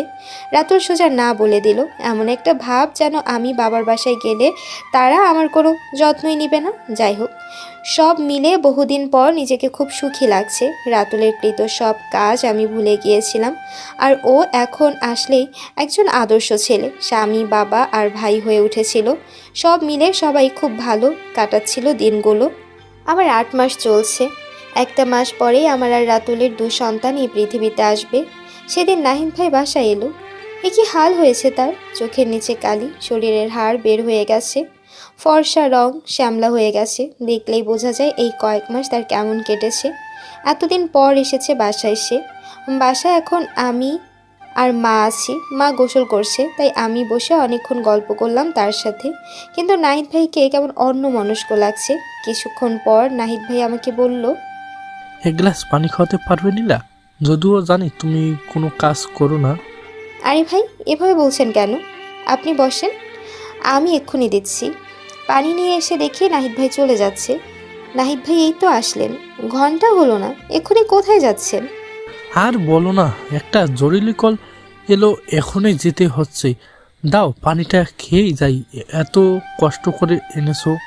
এই নিন ভাই পানি। নাহিদ ভাই পানি খেলে আমি গ্লাসটা নিয়ে যেও আসতে যাব, অমনি ফ্লোরে পিছলা খেয়ে পড়ে সামনেই সিঁড়ি থাকায় সিঁড়িতে গড়ে পড়ে যেতে লাগলাম। নাহিদ ভাই আমার হাতটা ধরলো, আবার হাতটা কিভাবে যেন ফসকে গেল আর আমি পড়ে গেলাম। নাহিদ ভাই জোরে নীলা বলে চিৎকার দিল আর আমি মা বলে। তারপর আর কিছু মনে নেই আমার, আমি জ্ঞান হারালাম। যখন জ্ঞান ফিরল তখন আমি হাসপাতালে। আমি তাকিয়ে দেখি সবাই হাসপাতালে। রাতুল পাশে বসে আছে, চোখগুলো লাল দেখে বুঝতে গেলাম অনেক কেঁদেছেও। আমি নিজের পেটে হাত দিয়ে দেখি আমার পেটে কিছু নেই। আমার বাচ্চা? তবে কি? না না, এটা কিছুতেই হতে পারে না। রাতুল, আমার বাচ্চা কোথায়? আমার বাচ্চার কিছু হয়নি তো? এই রাতুল, তুমি কথা বলছো না কেন? বলো না, আমার বাচ্চা কোথায়? আমার বাচ্চা। নীলা, তুমি শান্ত হও, দয়া করে এভাবে কেঁদো না। রাতুল, আমি স্বীকার করছি প্রথমে আমি বাচ্চা চাইনি, কিন্তু এটা কিছুতেই হতে পারে না। আল্লাহ এত বড় শাস্তি আমায় দিতে পারে না। নীলা, আমার কথাটা তো শুনবে আগে নাকি? দেখো, আমাদের বাচ্চারা বেঁচে আছে। আল্লাহ নিজে হাতে আমাদের বাচ্চাদের বাঁচিয়েছে। তবে চাপ লাগার জন্য ওরা একটু অসুস্থ আর কি, তাই ওদের আলাদা রাখা হয়েছে। তুমি সত্যি বলছো? আমি ওদের দেখতে চাই রাতুল। তুমি একটু সুস্থ হও, তারপর দেখবে। 21 দিন পর বাসায় আসলাম নিহিতকে, আমাদের ছেলেকে নিয়ে। রাতুল সেদিন মিথ্যা বলেছিল আমায়। আমাদের সন্তানেরা সুস্থ ছিল না। হ্যাঁ, ওই দুর্ঘটনায় আমরা আমাদের মেয়েটাকে হারিয়েছিলাম। আমার অবস্থাও ভালো ছিল না, আর অতিরিক্ত চাপ লাগায় আমাদের মেয়েটাও মারা গিয়েছিল। অনেক কষ্টে ডাক্তার আমাদের ছেলেটাকে বাঁচাতে পেরেছিল। ওই দুর্ঘটনায় আমি ভেঙে পড়েছিলাম। যখনই আমি নিহিতকে দেখতাম তখনই নীরাকে। রাতুল আমাদের মেয়েটার নাম নীরা ঠিক করে রেখেছিল। হারানোর ব্যথা আমাকে আরও বেশি করে ঘিরে ধরতো। নিহিতকে আমি এক মুহূর্তের জন্য নিজের কোল থেকে আলাদা করতাম না। অন্য কেউ কোলে নিয়ে একটু চোখের আড়ালে গেলেই মনে হতো এই বুঝি হারিয়ে গেল। খাওয়া ঘুম কিছুই ঠিকমতো করতাম না, সারাক্ষণ শুধু নিহিতকে নিয়েই পড়ে থাকতাম। দেখতে দেখতে 3 মাস হয়ে গেল নিহিতের, আর আমিও ধীরে ধীরে কিছুটা স্বাভাবিক হলাম। এই 3টা মাস রাতুল ছায়ার মতো আমার পাশে ছিল। নাহিদ ভাই বাসায় একেবারেই আসতো না, সে নিজেকে দোষী ভাবতো। কতবার বলেছি ভাই, ভাগ্য ছিল এটা আমার, তাই হয়েছে, এতে আপনার কোনো দোষ নেই। নিহিতকেও কোলে নেয়নি, বলেছে নীলা আমার কাছে নিয়ে এসো না, তবে ওরও ক্ষতি হয়ে যাবে। এই 3 মাসেও আমার কেউ কিছু বুঝতে পারলাম না সেদিন সিঁড়ির পাশে তেল কোথা থেকে এসেছিল, যার ফলে ওই দুর্ঘটনা ঘটেছে। দিনগুলো কেটে যাচ্ছিল, তবে রাতুল গ্রুপ থেকে রাতুল চলে আসার পর ওই গ্রুপের লিডার নাহিদ ভাই হয়। এখন রাতুল এসবে জড়িত না থাকলেও এসব তার পিছু ছাড়েনি। একের পর এক সমস্যা হয়ে যাচ্ছিল। 3বার রাতুলের উপর অ্যাটাক হয়, আর 3বারই কোনো রকমে রাতুল বেঁচে যায়। নাহিদ ভাইয়ের সাথে কথা বললে সে বলেছিল এটা বিরোধী গ্রুপের কাজ। আসলে অপরাধ জগতে একবার পা রাখলে সেখান থেকে ফিরে আসার কথা ভাবাও কঠিন। আর এখানে তো রাতুল আমাকে আর নিহিতকে নিয়ে স্বাভাবিক জীবনযাপন করতে চাইছে। আসলে রাতুল সত্যিকারেই ভালো হতে চেয়েছে, তাই তো সব কিছু ছেড়ে শুধু আমাদের নিয়ে বাঁচতে যাচ্ছে। এভাবেই যাচ্ছিল দিনগুলো। একসময় পড়াশোনা করে বড় চাকরির ইচ্ছে থাকলো, এখন আমি রাতুল আর নিহিতকে নিয়েই বেঁচে আছি। সব মিলিয়ে ভালোই আছি, কারণ এখন এরাই আমার সব কিছু। আর মাত্র কয়েকটা দিন, তারপরেই নিহিতের 5 মাস পূর্ণ হবে। দেখতে দেখতে সময়গুলো কিভাবে যেন পার হয়ে যাচ্ছে, বোঝাই যাচ্ছে না। সবাইকে নিয়ে বেশ ভালোই আছি। রাতুলের পৃথিবী বলতে এখন শুধু ওর মা, বোন, আমি আর নিহিত। রাতুল ঠিকই বলেছিল একদিন আমি ওকে খুব ভালোবাসবো। এখন আসলে রাতুল আর নিহিতকে আমি নিজের থেকেও বেশি ভালোবাসি।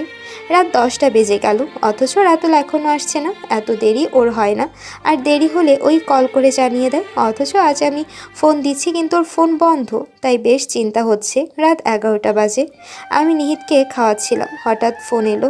গিয়ে দেখি নতুন একটা নাম্বার, রিসিভ করিনি। ওই নাম্বার থেকে পরবার 4বার কল আসলো, দেখে আমি রিসিভ করলাম।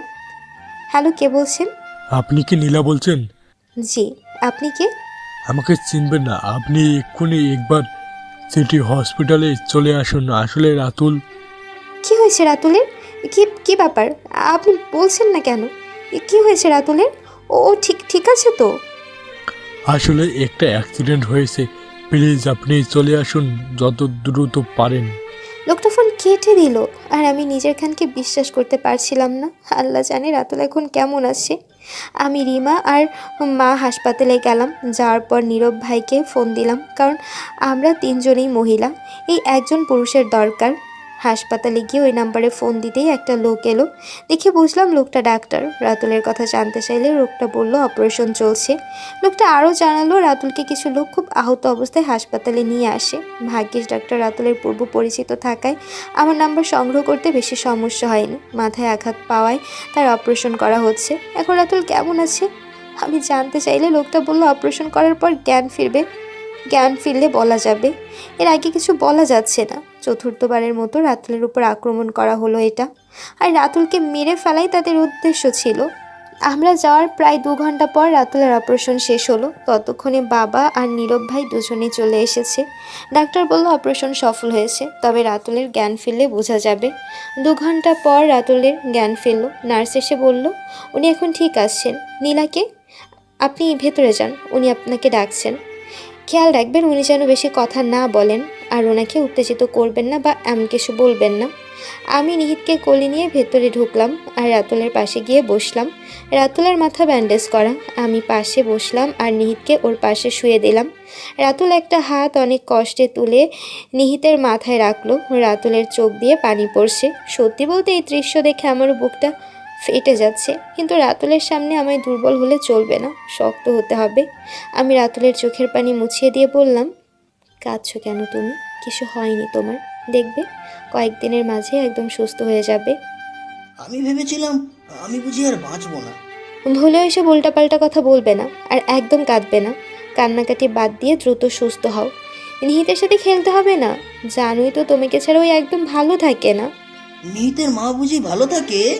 থাকে না তো, একদম ভালো থাকে না, তাই তো তোমাকে দ্রুত সুস্থ হতে হবে। নীলা জানো আজ আমায় কে মেরে ফেলতে চেয়েছিল? কে? তাকে তুমি দেখেছো? দেখছি নাহিদ। কি? অসম্ভব! এটা কিভাবে হতে পারে? তুমি ঠিক দেখেছো এটা নাহিদ ভাই ছিল? নীলা, ওটা নাহিদই ছিল। কতগুলো গুন্ডা দিয়ে মারার পর নিজে দেখতে এসেছিল আমি মরেছি নাকি। কি বলছো তুমি এসব? আর নাহিদ ভাই তো তোমার ছোট ভাইয়ের মতো, আর আমাকেও সে বোনের মতো ভালোবাসে। সে কেন তোমাকে মেরে ফেলতে চাইবে? জানি না, আমি তো। রাতুল কথাটা শেষ করার আগে নার্স এসে বলল আর কথা না বলতে। আমি রাতুলের পাশে থাকতে চেয়েছিলাম, কিন্তু নার্স বের করে দিল। আমি বেরিয়ে সবাইকে সব খুলে বললাম। মা তো বিশ্বাসই করতে পারছিল না, বলছিল আমি কখনো নাহিদ আর রাতুলের মাঝে পার্থক্য করিনি, আর নাহিদ কিভাবে করতে পারলো এটা, আর কেন করলো? মায়ের মতো আমারও একই প্রশ্ন ছিল, কিন্তু কোনো উত্তর ছিল না। আগে হলে নাহিদ ভাইকে জানাতাম রাতুলের দুর্ঘটনার ব্যাপারে, কিন্তু এখন তো আরও লুকিয়ে রাখতে হচ্ছে। আমরা বাসা পরিবর্তন করলাম আর রাতুলের ব্যাপারে খুব ঘনিষ্ঠ ছাড়া কাউকে জানালাম না। ডাক্তার শফিক আমাদের অনেক সাহায্য করলো। বলতে গেলে প্রায় 3টা মাস আমরা লুকিয়েছিলাম। লুকিয়ে থাকার কারণ হলো রাতুলকে বাঁচানো, কারণ রাতুল অসুস্থ ছিল আর নাহিদ ভাই এখন নাহিদ গ্রুপের লিডার, অনেক ক্ষমতা তার। আর রাতুল অসুস্থ থাকায় ওকে সুস্থ করাটাই ছিল প্রধান লক্ষ্য। ও সুস্থ হলে পরে জানা যাবে নাহিদ ভাই কেন এমন করেছিল আর কি এমন শত্রুতা ছিল তার রাতুলের সাথে। তবে আগে রাতুলকে সুস্থ করাই আসল। 4 মাস পর রাতুল অনেকটা সুস্থ হলো। সেদিন আমি কিছু দরকারে আমার বাবার বাসায় গিয়েছিলাম, তখনই রাতুলের ফোন। হ্যাঁ বলো। নাহিদ আমাকে কল দিয়েছিল। সে তোমার নতুন নাম্বার কোথায় পেলো? জানি না, আমি ওর সাথে দেখা করতে যাচ্ছি। অনেক হিসেব মেলানোর বাকি আছে ওর সাথে। তোমার কি মাথা খারাপ হয়ে গেছে? ভুলে গেছো সে তোমাকে মেরে ফেলতে চেয়েছিল? সব মনে আছে, তাই তো যাচ্ছি দেখা করতে। তুমি একা যেও না, আমিও যাবো তোমার সাথে। দাঁড়াও, আমি আসছি। চিন্তা করো না, আজ আমি তৈরি হয়ে যাব। যে অস্ত্র আমি ছেড়ে দিয়েছিলাম আজ তা সাথে নিয়েই যাব। এইভাবে লুকিয়ে থাকা সম্ভব নয়। আমি আমার নিহিতকে লুকিয়ে থাকতে নয়, স্বাধীনভাবে চলার পথ করে দিতে চাই। তুমি একা যেও না রাতুল, তোমার কিছু হলে আমি বাঁচবো কিভাবে? আমাদের নিহিতের কি হবে? চিন্তা করো না, আমার কিছুই হবে না। ভুলে যেও না, নদী মরে গেলেও নদীর যেমন দাগ থাকে ঠিক তেমনি আজও আমি যদি বন্দুক হাতে নিই 4-5 জন আমার কাছে কিছুই করতে পারবে না। তোমার ভবিষ্যতে আমিই তো গ্যাংস্টার ভেবো না। এই সহজে তোমার এই গ্যাংস্টারের কিচ্ছু হবে না। কোথায় যেতে বলেছে? ওরা বাড়িতে। আমি যাচ্ছি, তুমি আর নিহিতের খেয়াল রেখো। যেও না রাতুল, কেন বুঝতে পারছো না এটা তার চাল? তোমার কিছু হলে? আরে তুমি একদম ভয় পাইও না, আমার কিছুই হবে না।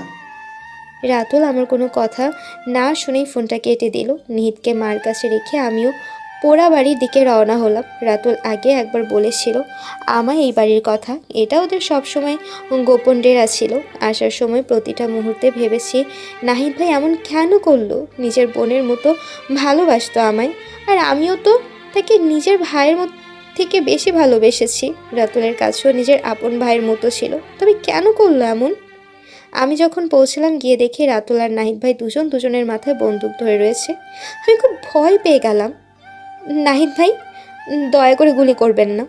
বলুন না রাতুলের সাথে আপনার কি এমন হয়েছে যে আপনি ওর জান নেওয়ার জন্য উঠে পড়ে লেগেছেন? ও তুমি এসেছো, ভালোই হয়েছে। আজ তোমার অপেক্ষাতেই ছিলাম। তুমি এখানে কেন এসেছো নীলা? তোমাকে না মানা করেছিলাম আসতে? আমি নাহিদ ভাইয়ের। এই সাবধান, ভাই বলো না। আমি তোমার ভাই না। তুমি জানো তোমার ওই ভাই ডাক্তার শুনলেই আমার পায়ের রক্ত মাথায় উঠে পড়ে। এসব কি বলছেন? আপনি তো আমায় ছোট বোনের মতো ভালোবাসেন, আর আমি আপনাকে বড় ভাই মনে করি। আমি তোমার কোনো ভাই না, শুধু নাহিদ। একটা সত্যি কথা বলবে, এই রাতুলের মাঝে কি এমন আছে যা আমার মাঝে নেই? কেন তুমি আমাকে ভালোবাসো না?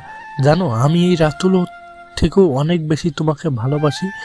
আপনার মাথা ঠিক আছে তো? কিসব বলছেন আপনি? আপনি আমাকে ভালোবাসেন?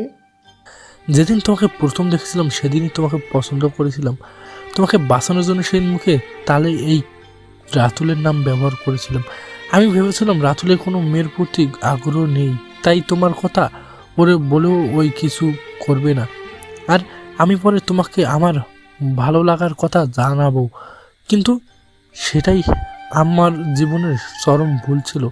এই রাতুল তোমাকে দেখেই তোমাকে বিয়ে করার কথা ভেবে নিবে, তখন আমি সত্যিটা বলতে পারিনি। এই রাতুলের সব কিছু নীরবে সহ্য করতে হয়। কোনো উপায় না পেয়ে রাতুলের ল্যাপটপে যখন তোমার আইডি থেকে লগ ইন দেখলাম, তখন রাতুলের তোলা ছবিগুলোর কথা মনে হলো, তাই ছবিগুলো আপলোড করি। ভেবেছিলাম এই কাজের পর তুমি রাগে কখনোই ওর বিয়ে করবে না, কিন্তু সেখানেও আমি ভুল ছিলাম। তোমাদের বিয়ের পর যখন দিয়াকে নিয়ে তোমার মনে সন্দেহ জাগলো, ভাবলাম দিয়াকে দিয়ে তোমাদের আলাদা করব, কিন্তু সেখানেও ব্যর্থ হলাম।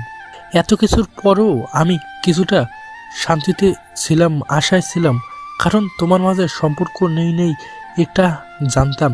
কিন্তু যখন জানলাম তুমি মা হতে যাচ্ছ, তখন পায়ের নিচের মাটি সরে গেল। তোমাদের এক্ষেত্রে দেখলে মরে যেতে ইচ্ছে করতো, তাই দূরে সরে যেতাম। কিন্তু তোমাকে ছেড়ে আমার পক্ষে থাকা সম্ভব ছিল না, তাই শেষ চেষ্টা করলাম তেল ফেলে বাচ্চা নষ্ট করার। প্রতিবারের মতো ভাগ্য এখানেও আমাকে ধোঁকা দিল। শেষে রাতুলকে সরিয়ে দিতে চেষ্টা করেছি, তবে এখন ভেবে দেখলাম রাতুলকে সরালেও কোনো লাভ নেই। সব জানার পর তুমি কখনো আমার হবে না, আর না আমি পারবো তোমাকে অন্য কারোর সাথে সুখে থাকতে দেখতে। তাই এখন আমি সিদ্ধান্ত নিয়ে রাতুলকে নয়, আগে তোমাকে মারব, পরে নিজে মরব। আমি কাঁদতে কাঁদতে বললাম, আমি সব সময় আপনাকে ভাইয়ের চোখেই দেখেছি। এক মুহূর্তের জন্য আপনাকে নিয়ে আমার মনে অন্য কোনো চিন্তা আসেনি। আর সেই আপনি আমাকে ভালোবাসেন। আপনি যদি আমাকে ভালোই বাসেন তবে কখনোই আমার সন্তানকে মারতে পারতেন না। ভাই বোনের পবিত্র সম্পর্ককে আপনি প্রশ্নবিদ্ধ করেছেন। আপনার মনে যদি আমার জন্য ভালোবাসাই ছিল তবে তা আমাকে প্রথমে বলতে পারতেন। রাতুলকে তো আমি তখন ভালোই বাসতাম না, হয়তো তখন অন্য কিছু হতেও পারত। তবে এখন আমার জীবনের এক বড় অংশ জুড়ে রাতুলের বাস। আমাকে মেরে ফেললেই যদি সব সমাধান হয়, নিন মেরে ফেলুন আমায়। তুই একটাবার আমায় বলতি তুই নীলাকে ভালোবাসস, তবে আমি কখনোই তোদের মাঝে আসতাম না। নিজের ভাইয়ের মতো ভালোবেসেছি তোকে। তুই চাইলে নিজের জীবনটাও দিতে রাজি ছিলাম, সেই আমাকে তুই কেন বললি না তোর নীলাকে চাই? তখন ভেবেছিলাম মেনে নিতে পারবো, কিন্তু আমি এসব আর মেনে নিতে পারছি না। তোর সাথে আর নীলাকে আমি কিছুতেই দেখতে পারবো না, তাই নীলাকে মেরে নিজেও মরবো, তবেই শান্তি। আমি কি বলবো বুঝতে পারছিলাম না। নাহিদ ভাই এমন কিছু ভাবতে পারে আমাকে নিয়ে, তা আমার মাথাতেও কখনো আসেনি। আমার প্রতি তার ভালোবাসাটা আমি বোনের প্রতি ভাইয়ের ভেবেই নিয়েছিলাম, যে নাহিদ ভাই আমার চোখে পানি দেখলে সহ্য করতে পারতো না। আজ সে বন্দুক ধরেছে আমার বুকে মেরে ফেলার জন্য। নাহিদ ভাই যে গুলি করতে যাবে অমনি রাতুল আমায় টান দিল, আর গুলিটা আমার হাতের মাংস ছিঁড়ে বেরিয়ে গেল। সাথে সাথে রাতুল তাকে গুলি করলো, আর আমার চোখের সামনে নাহিদ ভাইয়ের দেহটা পড়ে গেল। রাতুল দ্রুত আমাকে হাসপাতালে নিয়ে এলো। আমি একদিন ঠিকই শারীরিকভাবে সুস্থ হয়ে গেলাম, তবে মনে একটা দাগ ঠিকই রয়ে গেল, যা কোনো দিন যাবে না। নাহিদ ভাইকে খুনের অপরাধে রাতুলের 14 বছরের জেল হলো, কিন্তু ক্ষমতার প্রয়োগ করে রাতুল 8 বছর পরেই বেরিয়ে গেল। তারপর নিহিতকে নিয়ে আমাদের নতুন পথ চলা শুরু হলো। নতুনভাবে আমরা শুরু করলেও জীবনের ঘটনা আমরা কখনো ভুলতে পারবো না। নাহিদ ভাইয়ের একটা ভুল সিদ্ধান্ত আমাদের 3 জনের জীবনটা এলোমেলো করে দিল, আর তাকে এই পৃথিবী ছাড়তে হলো। সত্যি বলতে নাহিদ ভাইয়ের প্রতি আমার কোনো রাগ বা অভিযোগ নেই, বরং খুব কষ্ট লাগে তার জন্য। সে যদি তার মনের কথা প্রথমে প্রকাশ করতে পারত, তবে আজ তার জীবনটা হয়তো অন্যরকম হতো। আসলে সবই নিয়তির খেলা, এখানে মানুষের কিছুই করার থাকে না। আল্লাহ যার ভাগ্যে যা লিখে রেখেছেন তাই হবে।